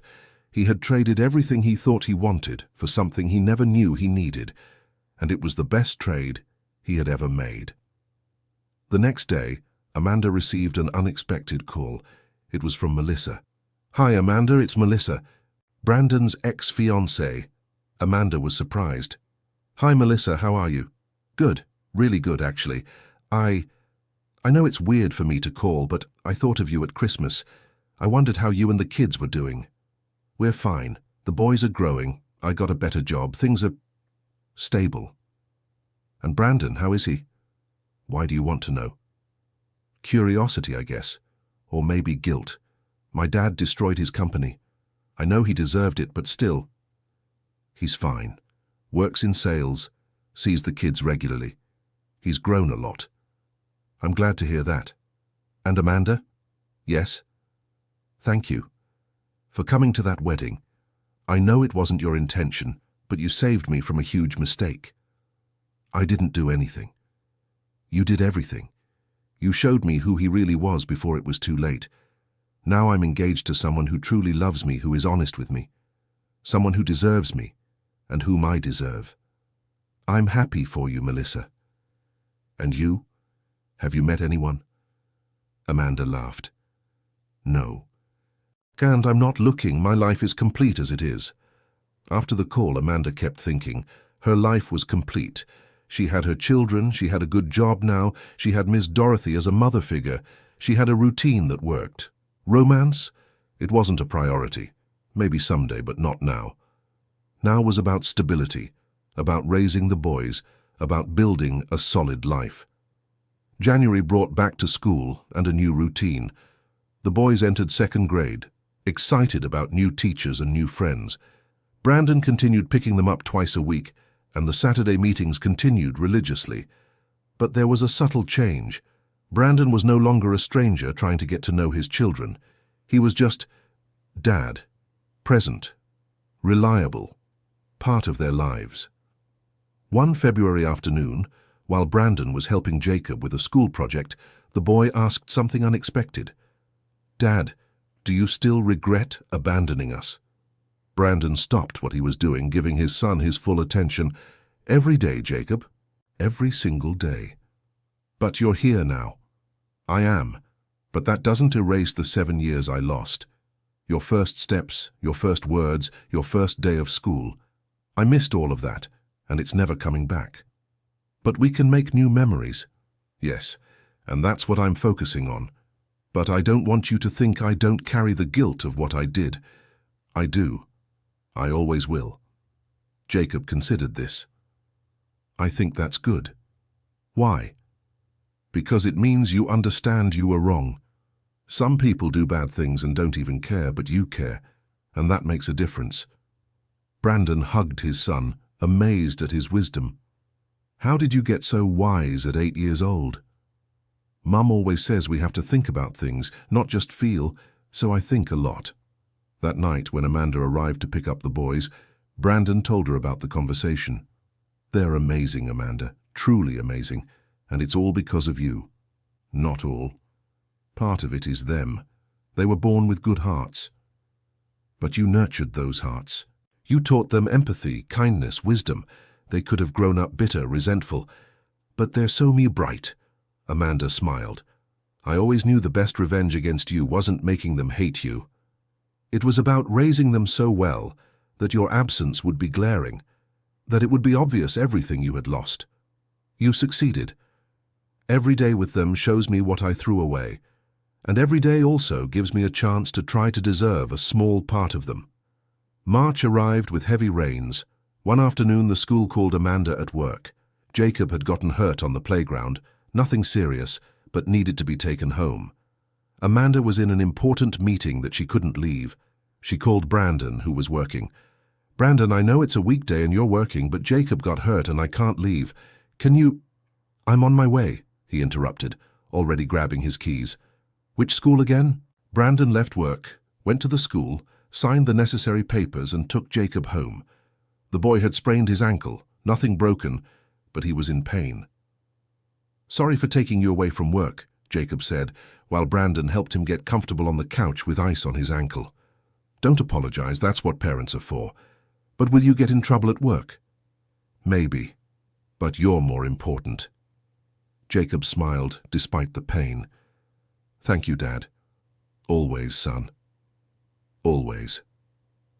When Amanda arrived that night, she found Jacob comfortable on the couch, watching TV, and Brandon in the kitchen preparing dinner. "How is he?" "Fine.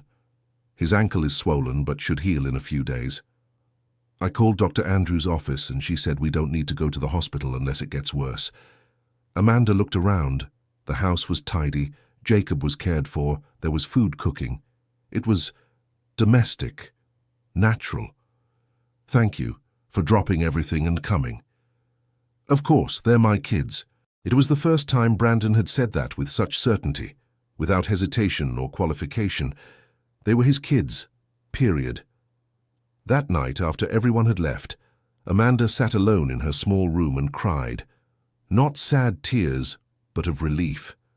For so long it had been just her against the world, but now finally she had help. She had someone she could count on, at least for the kids. It was a strange feeling. Good, but strange. April brought the boy's birthday. 8 years old.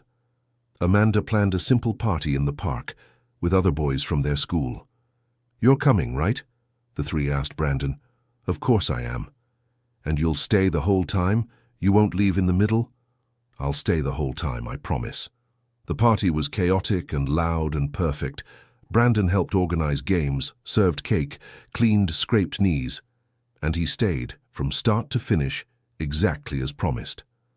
When everyone had left and they were cleaning up, Ms. Dorothy commented, "You two seem to work well together." Amanda and Brandon exchanged glances, both aware of how naturally they had coordinated everything during the party. "We've had plenty of practice," Amanda said. "It's not just practice," Ms. Dorothy insisted. "You understand each other, respect each other." "Mom, where are you going with this?" Brandon asked.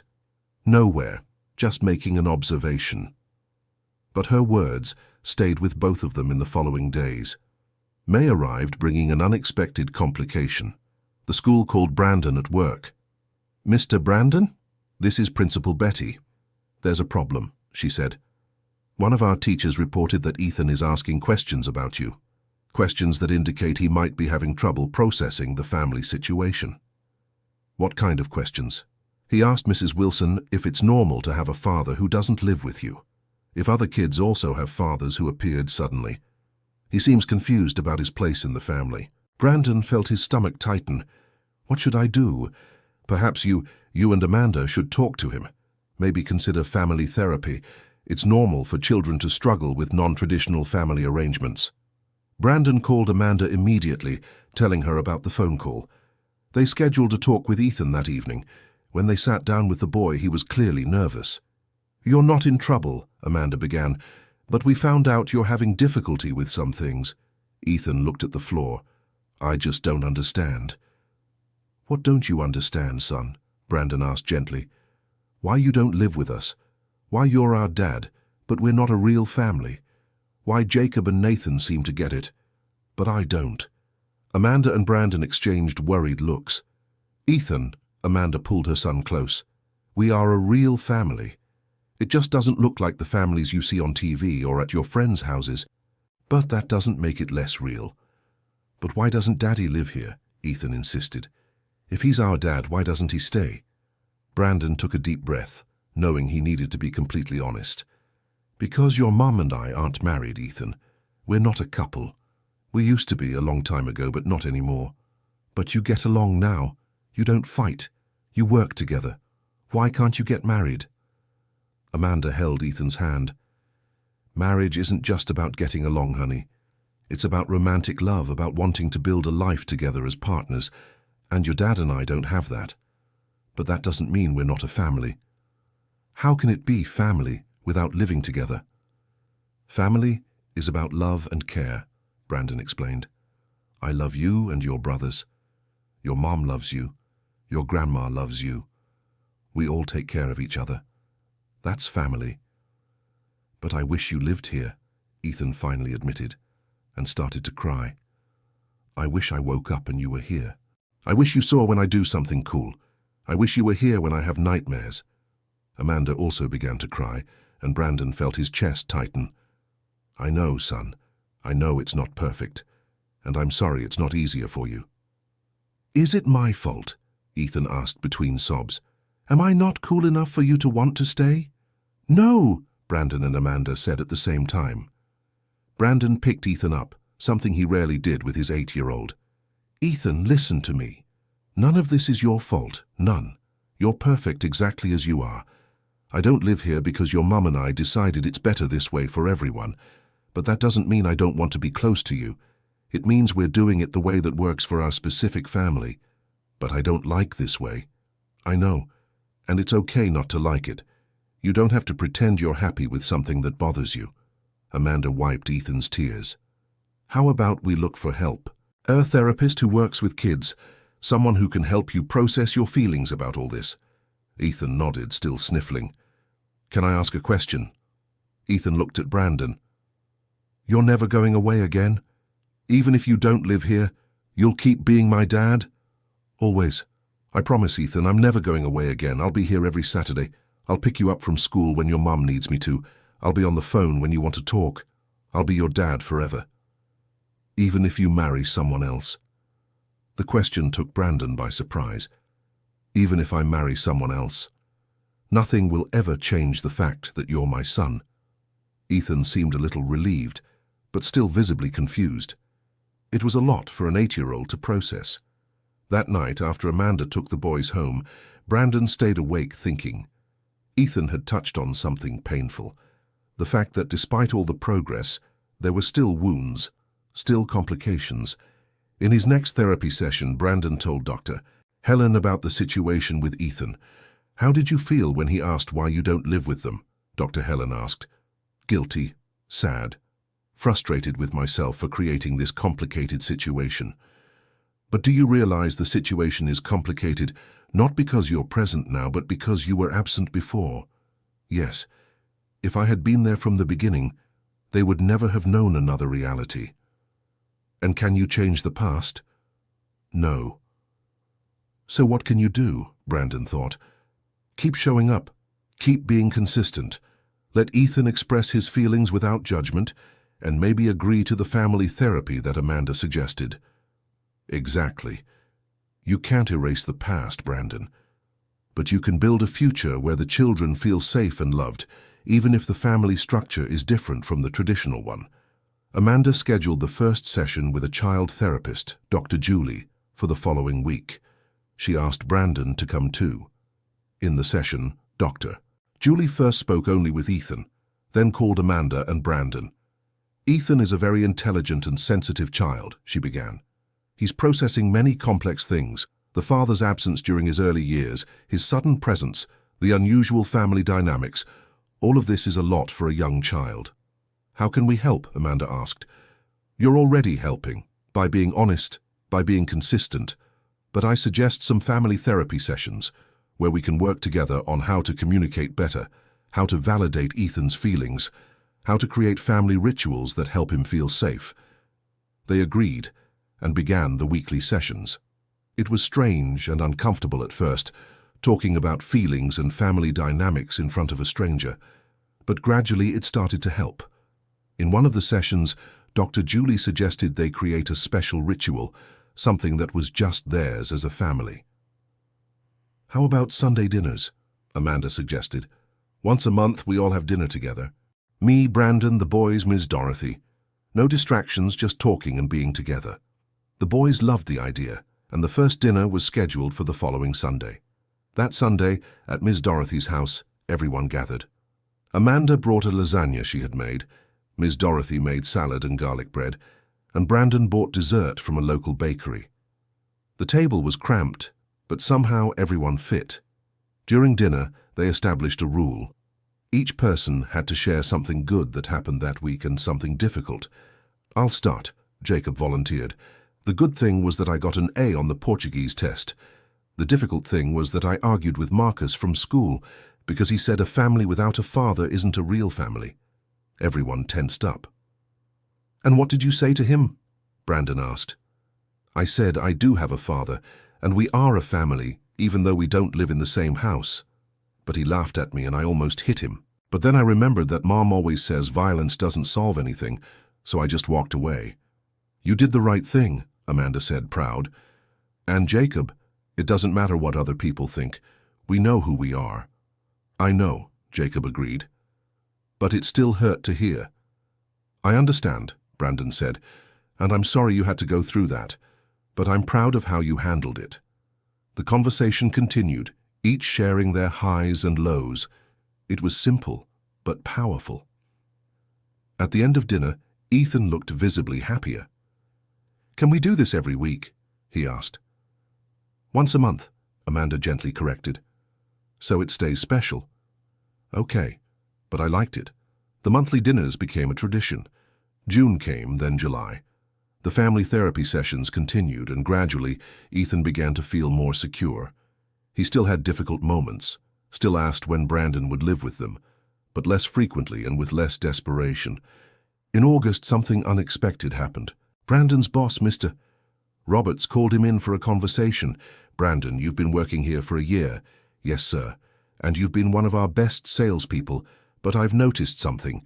You never work weekends, never stay late, never accept overtime." Brandon felt his stomach tighten. Was he about to be fired? "That's true. I have family commitments I can't break." "Your kids, right? I heard you mentioning in the cafeteria." "Yes, 3 boys. I see them every Saturday and I pick them up from school twice a week." Mr. Roberts nodded thoughtfully. "You know, when I started in this business, I worked 70 hours a week. I missed my kids growing up. Now they're adults and barely know me. And I have a lot of money, but little family." Brandon didn't know where this was going. "I want to offer you a promotion. Sales supervisor.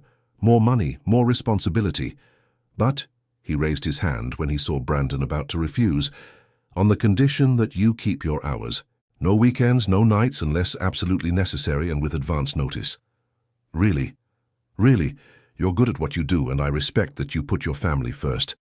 We need more people like that around here." Brandon accepted, hardly believing his luck. A better job that respected his priorities.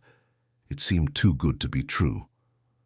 With the salary increase, Brandon finally managed to rent a small apartment for himself. It wasn't luxurious at all, just a bedroom and living room in a simple neighborhood, but it was his. For the first time in almost a year, he wasn't living with his mother.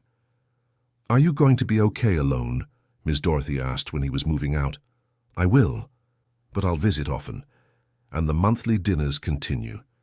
They better continue, it's already become a tradition. In his small apartment, Brandon set up an extra room as a space for the boys. He bought 3 foldable beds, some toys, books. He didn't know if the boys would ever sleep there, but he wanted them to know there was always space for them. A week after moving in, he showed the apartment to the boys. "It's small," he admitted, "but it's mine. And that one there," he pointed to the extra room, "is your room, for when you want to visit." "Can we sleep here someday?" Nathan asked excitedly. "If your mum allows it, of course." The 3 looked hopefully at Amanda. "Maybe, if you want to. But only after I see that your dad knows how to make real food and not just frozen pizza." "Challenge accepted," Brandon said, smiling. In the following weeks, Brandon started learning how to cook. Miss Dorothy gave lessons, and he watched countless videos online. He burned more food than he managed to make correctly, but he was trying.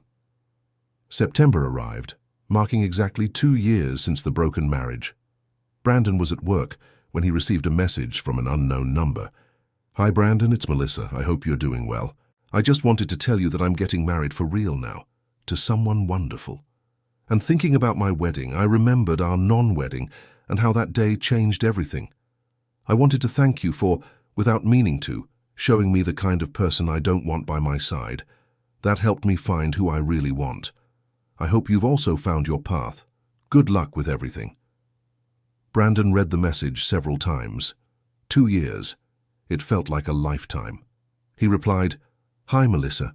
Congratulations on the wedding. I hope you're very happy, and thank you for letting me go that day. You deserved much better than who I was. I've also found my path. It's not the path I imagined, but it's the right one for me. Best wishes." He put away his phone and went back to work, feeling at peace. Melissa had moved on.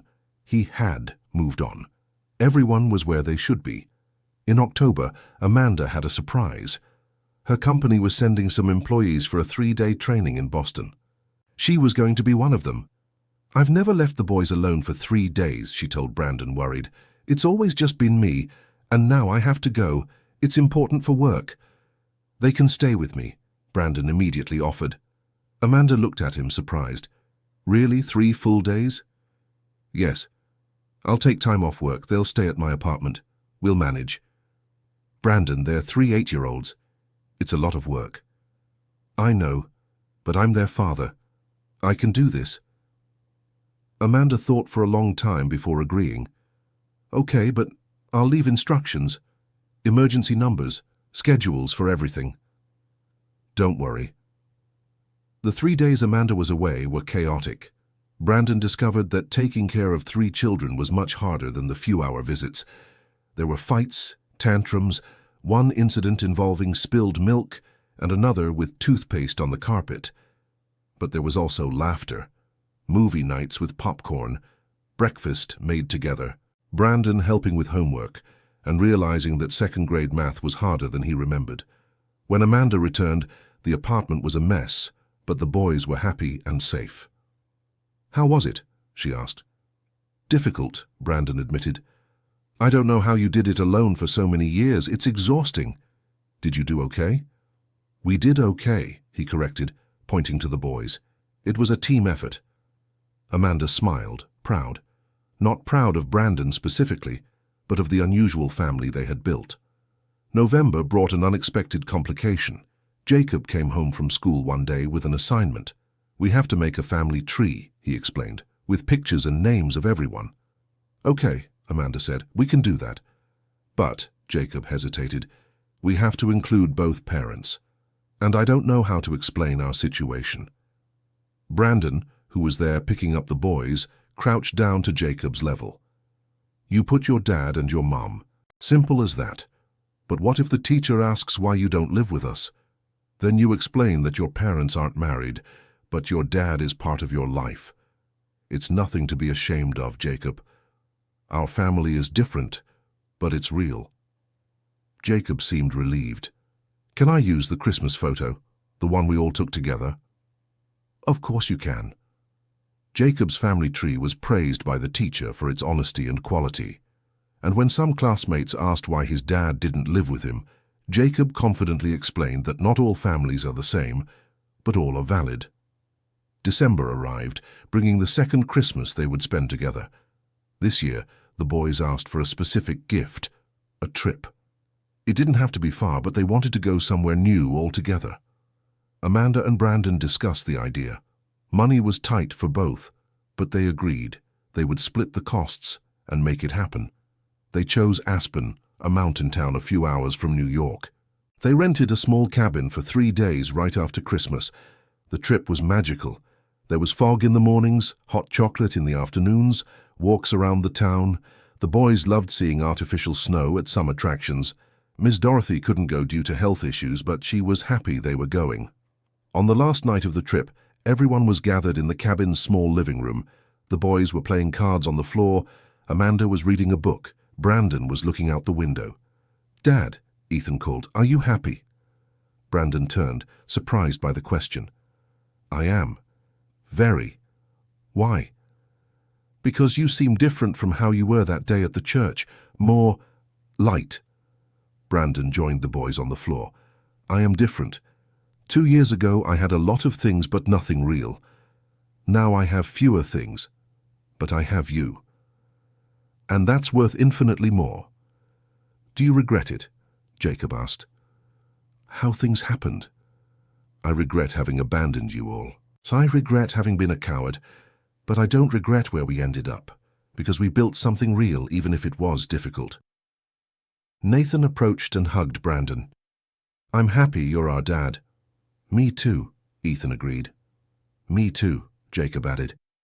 Brandon hugged his 3 sons, feeling a wholeness he had never experienced before. It wasn't perfect. There were still complications. There were still tough moments. But it was real. It was theirs. Amanda watched the scene with a small smile. She had spent so much time angry at Brandon, so much time protecting the boys from him. But he had proven that people can change. Not quickly, not completely, but gradually, with effort and commitment. On the way back to New York, the boys slept in the back seat of the car Brandon had managed to borrow. Amanda was in the passenger seat, Brandon driving. Thank you, Amanda said suddenly. Why? For showing up. For continuing to show up. For proving I was wrong about you. You weren't wrong. I was exactly what you thought, but I tried to change. And you did. Not completely, nobody changes completely, but enough. Enough to be a decent dad. That's all I wanted to be. Not perfect, just present, reliable. You are. And the boys know that. There was a comfortable silence between them. Amanda? Yes? Do you think we'll ever be friends? For real, not just co-parents. Amanda thought about it. I think we already are. Not in the traditional way, but we are. You're the person I call when I need help with the kids. You're the person who understands me when I talk about the difficulties of raising them. You're the person who shares this important part of my life. That's friendship, isn't it? It is, and it's more than I could have hoped for. January 2027 arrived, bringing a new school year. The boys would be entering 3rd grade, and they were growing up too fast for Amanda's liking. They won't be babies forever, Ms. Dorothy said one afternoon, noticing Amanda's wistful expression. Soon they'll be teenagers, then adults. That's life. I know, it's just... I spent so much time focused on surviving, on providing the basics for them, that sometimes I feel like I missed moments, little moments. You didn't miss anything. You were present for every moment, even when it was hard. They'll remember that. February brought a difficult decision. Brandon was offered another promotion, this time to regional manager. It would mean significantly more money, but also more responsibilities, and he would occasionally need to travel. He talked to Amanda before deciding. I don't know what to do. The money would be great. I could help more with their expenses, but the travel... How many times a month? Maybe 2, 3 times. Trips of 2, 3 days, Amanda thought. Would you give notice ahead of time? Yes, always. And you'd keep the monthly dinners and the Saturdays when you're in town? Always. Then I think you should accept it. You deserve to grow professionally. And the boys are old enough now to understand that sometimes you have to work. Brandon accepted the promotion. The travel was challenging, and he hated missing any time with the boys, but they seemed to understand. And when he was home, he made up for it, spending every free moment with them. In March, there was an unexpected twist. Amanda ran into Melissa by chance in a coffee shop. Amanda? Melissa approached. Is that you? Hi, Melissa. Yes, it's me. What a coincidence. Can I sit? Amanda agreed, curious. Melissa seemed different, lighter, happier. I got married, Melissa said, showing her ring. 3 months ago. Congratulations, Brandon mentioned it. How is he and the kids? Good. Everyone's good. Brandon is... He's a good father now. Present, reliable. Melissa smiled. I'm happy to hear that. You know, I spent a long time being angry at him after everything happened, but eventually I realized that marriage would have been a disaster, for both of us. Probably, Amanda agreed. And you? Have you met anyone? Amanda shook her head. No, and it's okay. My life is complete as it is. I understand, But I hope one day you find someone who deserves you. You deserve to be happy, Amanda, after everything you've been through." It was strange receiving empathy from her children's father's ex-fiancé, but it was genuine. They talked a little more before saying goodbye, this time without resentment, just two women who had shared a strange experience and came out better on the other side. April brought the boys' 9th birthday. This time, they asked for a bigger party, with more friends from school. Amanda and Brandon worked together to organize it, splitting tasks and costs. The party was at a community hall, with games, music, and lots of food. The boys were radiant, surrounded by friends and family. At the end of the party, while they were cleaning up, one of the other parents approached Amanda and Brandon. "You two do such a great job co-parenting," he said. "My ex-wife and I can barely be in the same room. It's inspiring to see you working so well together." After the man left, Amanda and Brandon looked at each other. "We're doing a good job," Amanda said, almost surprised. "We are," Brandon agreed. "Who would have thought?" May brought an unexpected crisis. Jacob started having problems at school. His grades dropped, he was fighting with classmates, being disrespectful to teachers. The school called Amanda and Brandon for a meeting. "Jacob is going through something," Principal Betty explained. "He's always been an exemplary student, but in recent weeks he's changed drastically. Do you know if anything happened at home?" Amanda and Brandon exchanged confused looks. Nothing had changed that they knew of. That night they sat down with Jacob to talk. "Son, what's going on?" Amanda asked gently. "Nothing." "Jacob, we know something's wrong. Your grades, the fights, this isn't you." Jacob stayed silent for a long time. Finally, tears started rolling down his face. "I'm scared." "Scared of what?" "Scared that you'll leave again." He looked at Brandon. "That all this is temporary. That one day you'll wake up and decide you don't want to be our father anymore." Brandon felt as if he'd been punched. "Jacob, I will never abandon you again. Never." "But you did before. You left us even before we were born. What if you do it again?" Brandon knelt in front of Jacob, holding his shoulders. "Listen, I did a horrible thing 9 years ago. I ran away when I should have stayed. But I was a different person then, a cowardly, selfish person, and I paid the price for that. I lost 9 years of your lives. I missed your first steps, your first words, everything. And I carry that guilt every day. But how do I know you won't do it again? Because I've proven it. For 2.5 years, Jacob. 2.5 years showing up every Saturday, picking you up from school, being at the parties, the dinners, the trips. I've proven it with actions, not words, and I'll keep proving it, every day for the rest of my life." Jacob cried harder, and Brandon hugged him tightly. Amanda hugged them too, and soon Ethan and Nathan joined the group hug. After that night, Jacob started going to individual therapy. They discovered he had been internalizing a lot of anxiety about the family situation, trying to be strong for his younger brothers, but breaking inside. His therapist, Dr. Claire, explained, "Jacob feels he's responsible for his younger brothers. He sees himself as their protector.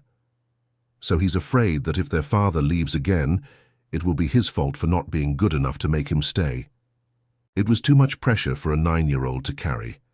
In the following sessions, they worked on helping Jacob understand that he wasn't responsible for adults' actions, that he didn't have to be perfect to be loved, that it was okay to be scared, but that his parents were there to help him process those fears.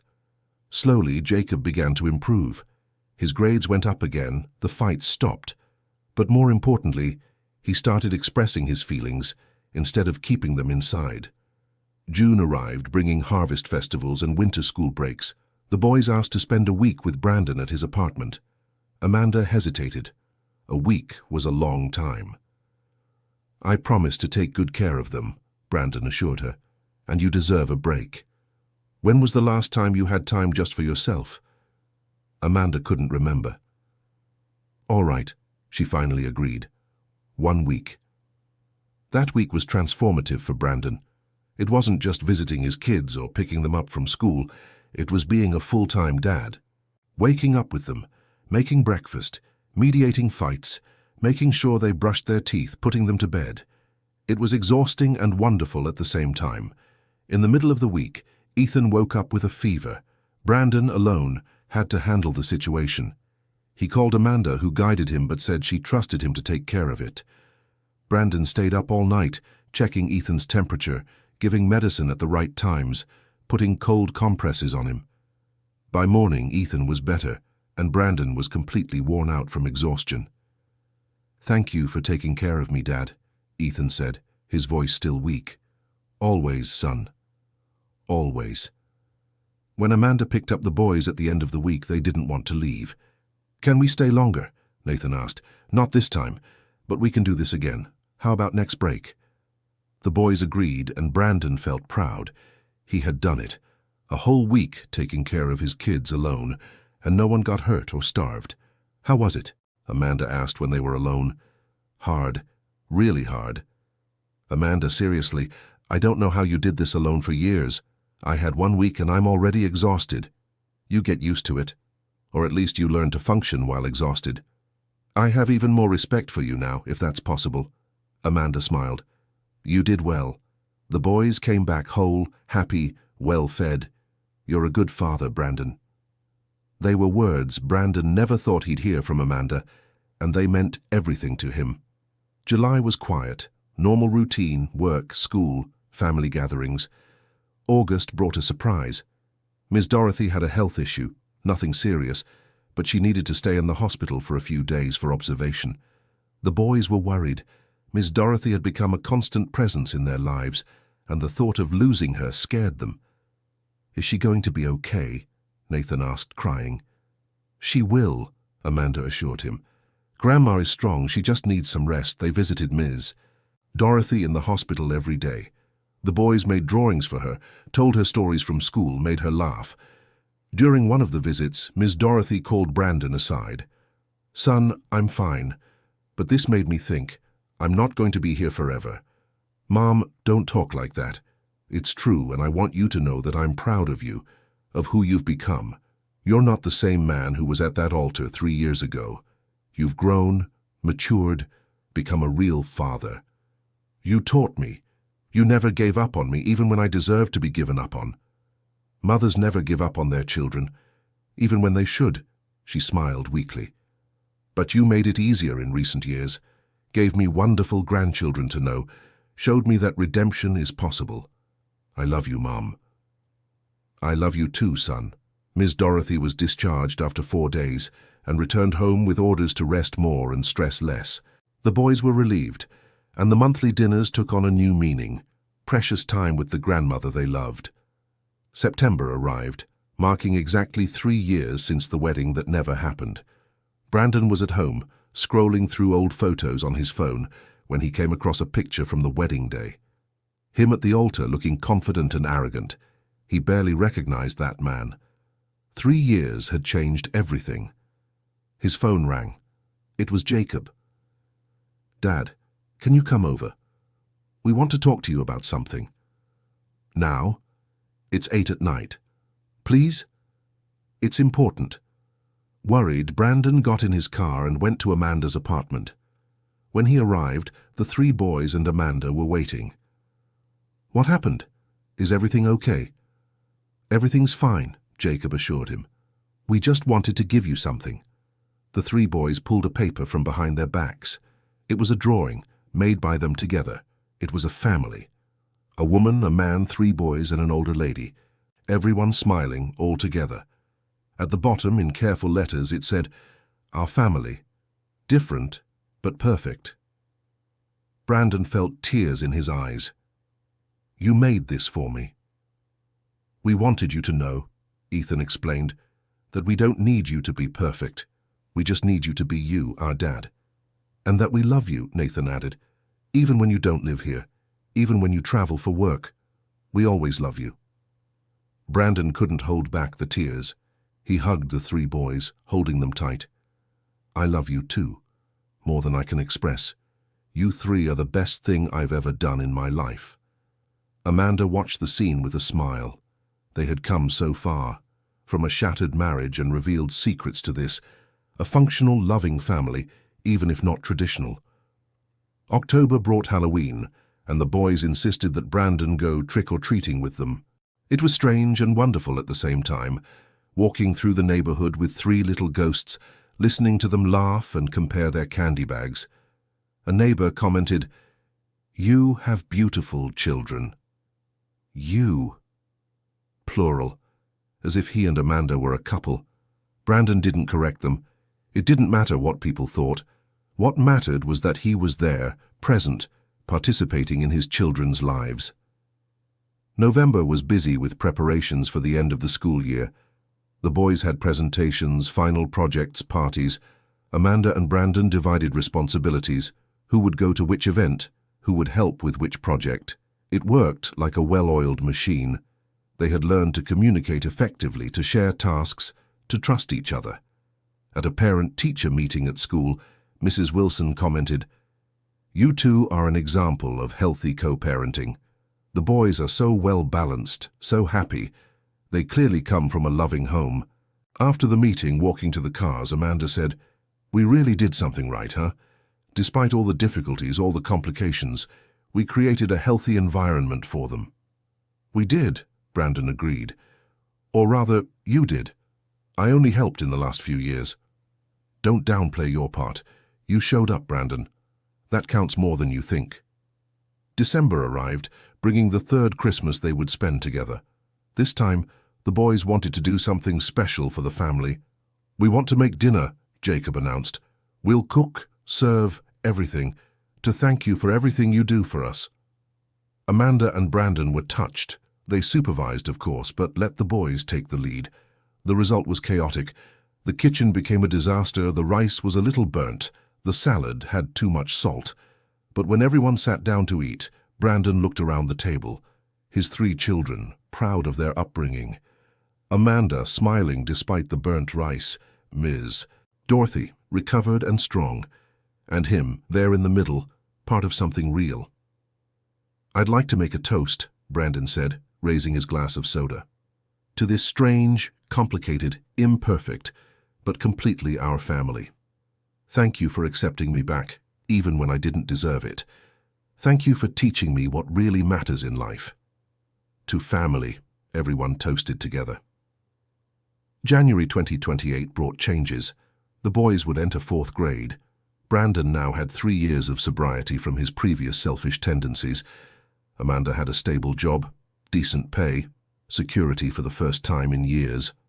It was February when something unexpected happened. Amanda met someone. A co-worker, Daniel, started showing interest. He asked her out for coffee, then for dinner. She told the boys first. "How would you feel if I started dating someone, going out?" The 3 boys exchanged looks. "Do you like him?" Jacob asked. "I think so. It's early, but yes." "And is he nice?" "He seems to be." "Then we think you should," Ethan said. "You deserve to be happy, Mum." "But what if he wants to be our new dad?" Nathan asked, worried. "No one is going to be your new dad.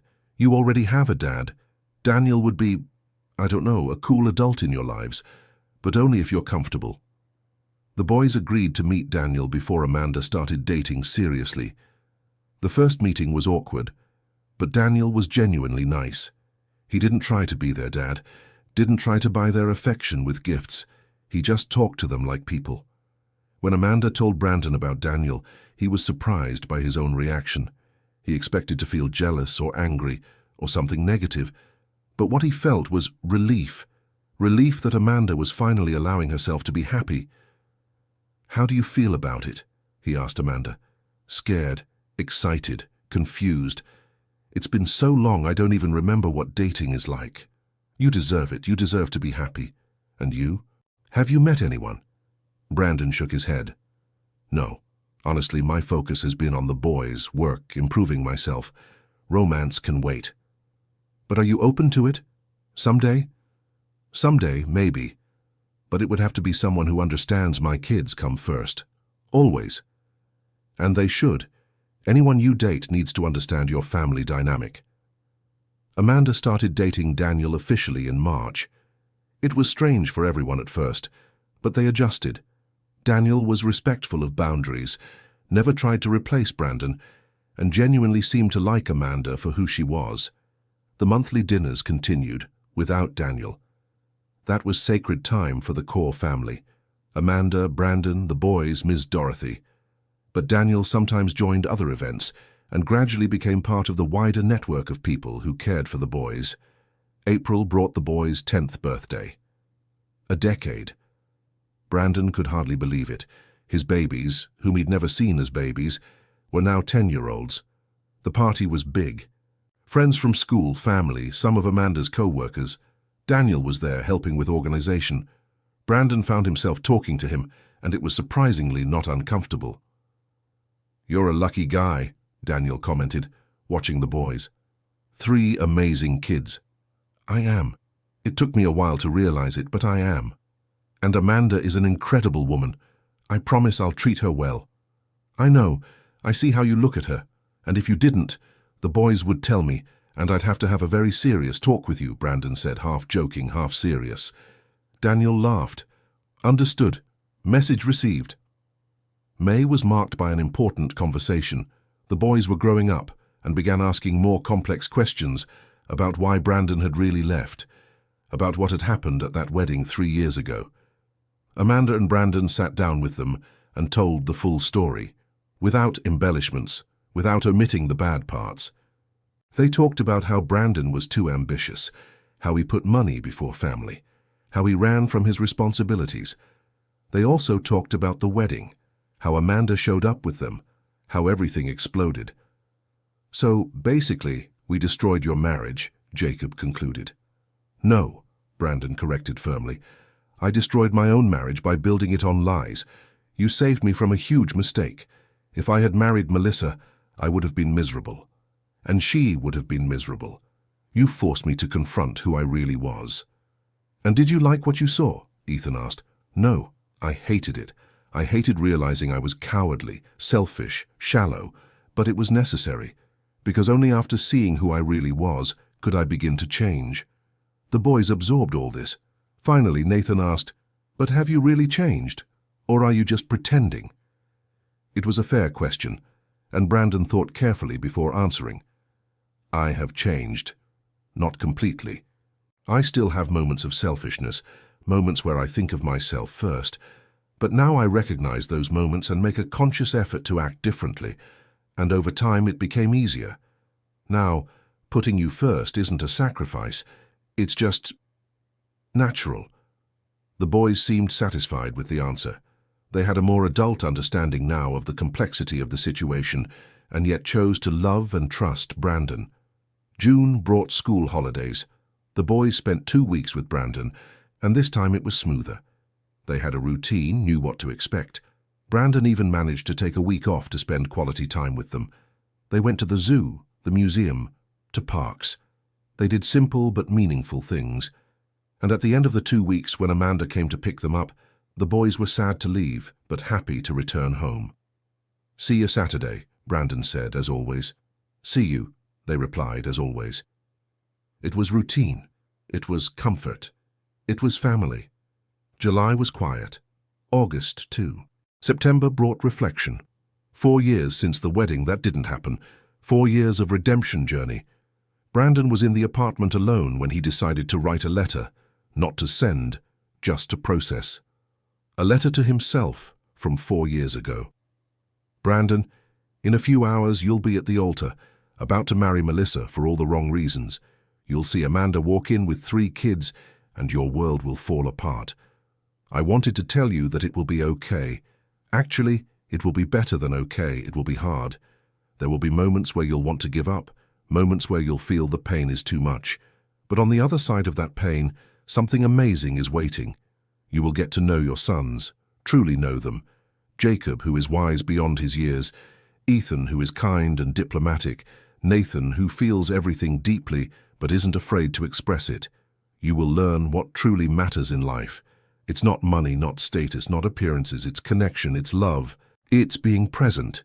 You will become a person you actually respect, not because of professional achievements or bank account, but because you will be reliable, honest, present. Amanda will give you a chance you don't deserve. Don't waste it. Show up. Every Saturday, every time she needs you, every moment that matters, show up. And 4 years from now, you'll be writing this letter, and you'll realize you lost your marriage, your business, your money, but gained everything that truly matters.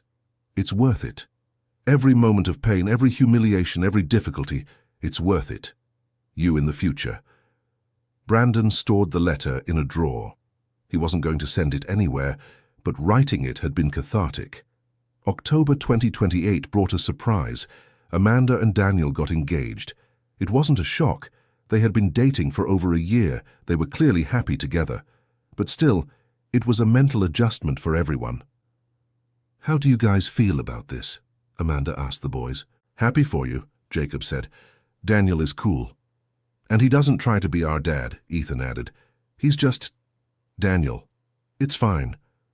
"Can we still see our dad Brandon the same way?" Nathan asked, the only real concern. "Of course you can. Nothing changes that. Brandon will always be your father. Daniel is just an extra adult who loves you." The boys took it well. Brandon did too. He congratulated Daniel sincerely, wished Amanda happiness. "Thank you," Daniel said to Brandon later, "for being so cool about it. Why wouldn't I be? Amanda deserves to be happy, and you make her happy. And thank you also for being a good co-parent. You make it a lot easier for me, you know? You're not a difficult ex trying to cause trouble. You're just a dad, doing your job. It's the least I can do." Amanda and Daniel's wedding was scheduled for April of the following year. It would be a small, intimate affair, just close family and friends. The boys would be the ring bearers. Brandon was invited. At first he hesitated. Going to the wedding of his children's mother, it was weird. But the boys insisted, "We want you to be there. Your family." And so, Brandon accepted. November and December passed in preparations. Christmas was celebrated as always, everyone together. It was a tradition now, sacred and important. January 2029 brought back to school and a familiar routine. The boys entered the 5th grade, the last year of elementary school. Brandon couldn't believe how fast time had flown. February was busy with final wedding preparations. March brought nerves. And then April arrived. Amanda and Daniel's wedding was beautiful, simple yet elegant, in a small church, followed by a reception in a garden. Amanda was radiant, Daniel emotional, and the 3 boys proud in their little suits. Brandon sat in the back, watching, not with sadness or jealousy, but with genuine happiness. Amanda deserved this. She deserved a partner who chose her from the start, who treated her well, who loved her completely. During the reception, Amanda approached Brandon. "Thank you for coming. Thank you for inviting me. I know it's weird." "A little," Brandon admitted, "but it's also right. You look happy." "I am, but I wouldn't have gotten here without everything that happened between us, the bad things and the good. So, thank you for eventually becoming the person we needed you to be. Thank you for giving me the chance." They hugged, not as exes, not necessarily as co-parents, but as 2 people who had shared an incredible journey and come out the other side as better versions of themselves.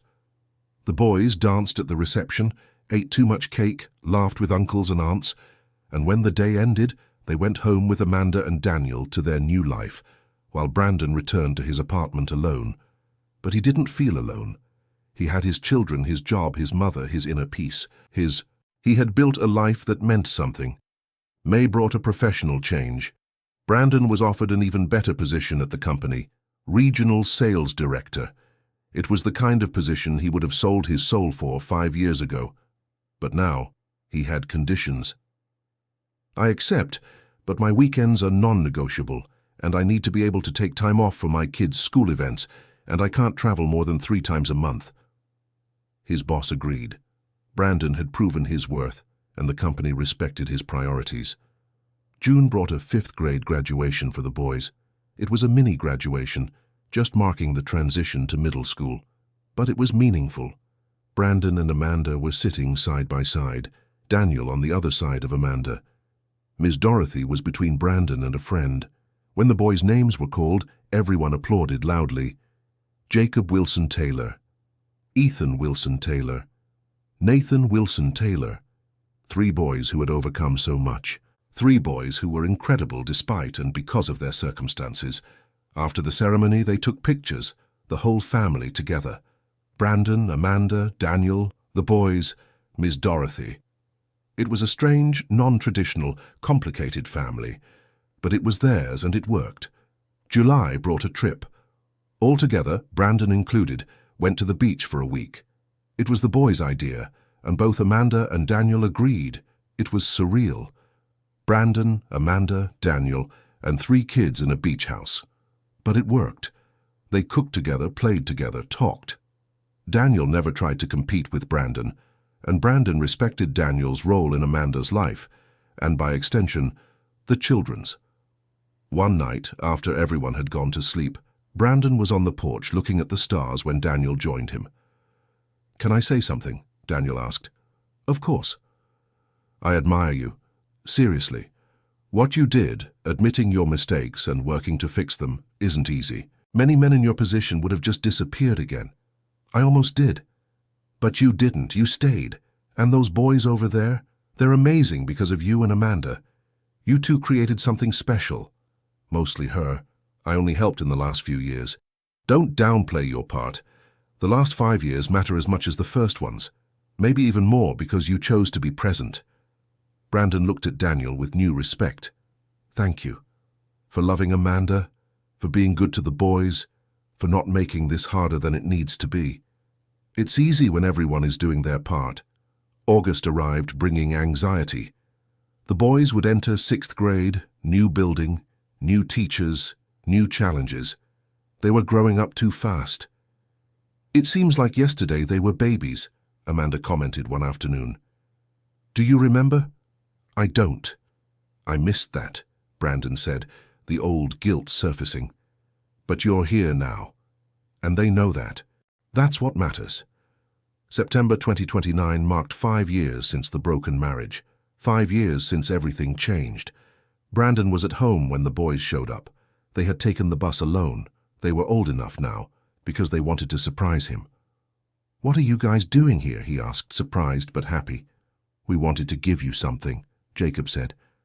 It was a photo album. 5 years of memories, photos of birthdays, holidays, trips, Sunday dinners, small and big moments. And on the first page it was written, "To the best dad we could have asked for. Thank you for showing up. Thank you for staying. Thank you for loving us." Brandon couldn't hold back the tears. "Thank you for giving me a chance, for teaching me what really matters. You are the best teachers I've ever had." And there, in that small apartment, surrounded by the 3 children he had almost never known, Brandon finally felt complete. The journey had been long, it had been difficult. It had required him to confront the worst aspects of himself, but it had been worth every moment. Because in the end, he didn't have money. He didn't have a luxurious marriage. He didn't have status or prestige. But he had something infinitely more valuable. He had 3 children who loved him. He had an ex-partner who respected him. He had a mother proud of him. He had peace with himself. And that, he finally understood, was all that really mattered. End of story. Now tell us, what did you think of the story? Where are you watching us from? Do you think Brandon deserved the second chance he got? Leave your honest opinion in the comments. Your participation is very important to us, and we love reading every message from you. Don't forget to like and subscribe to the channel so you don't miss other exciting stories we've prepared. Thank you so much for your company.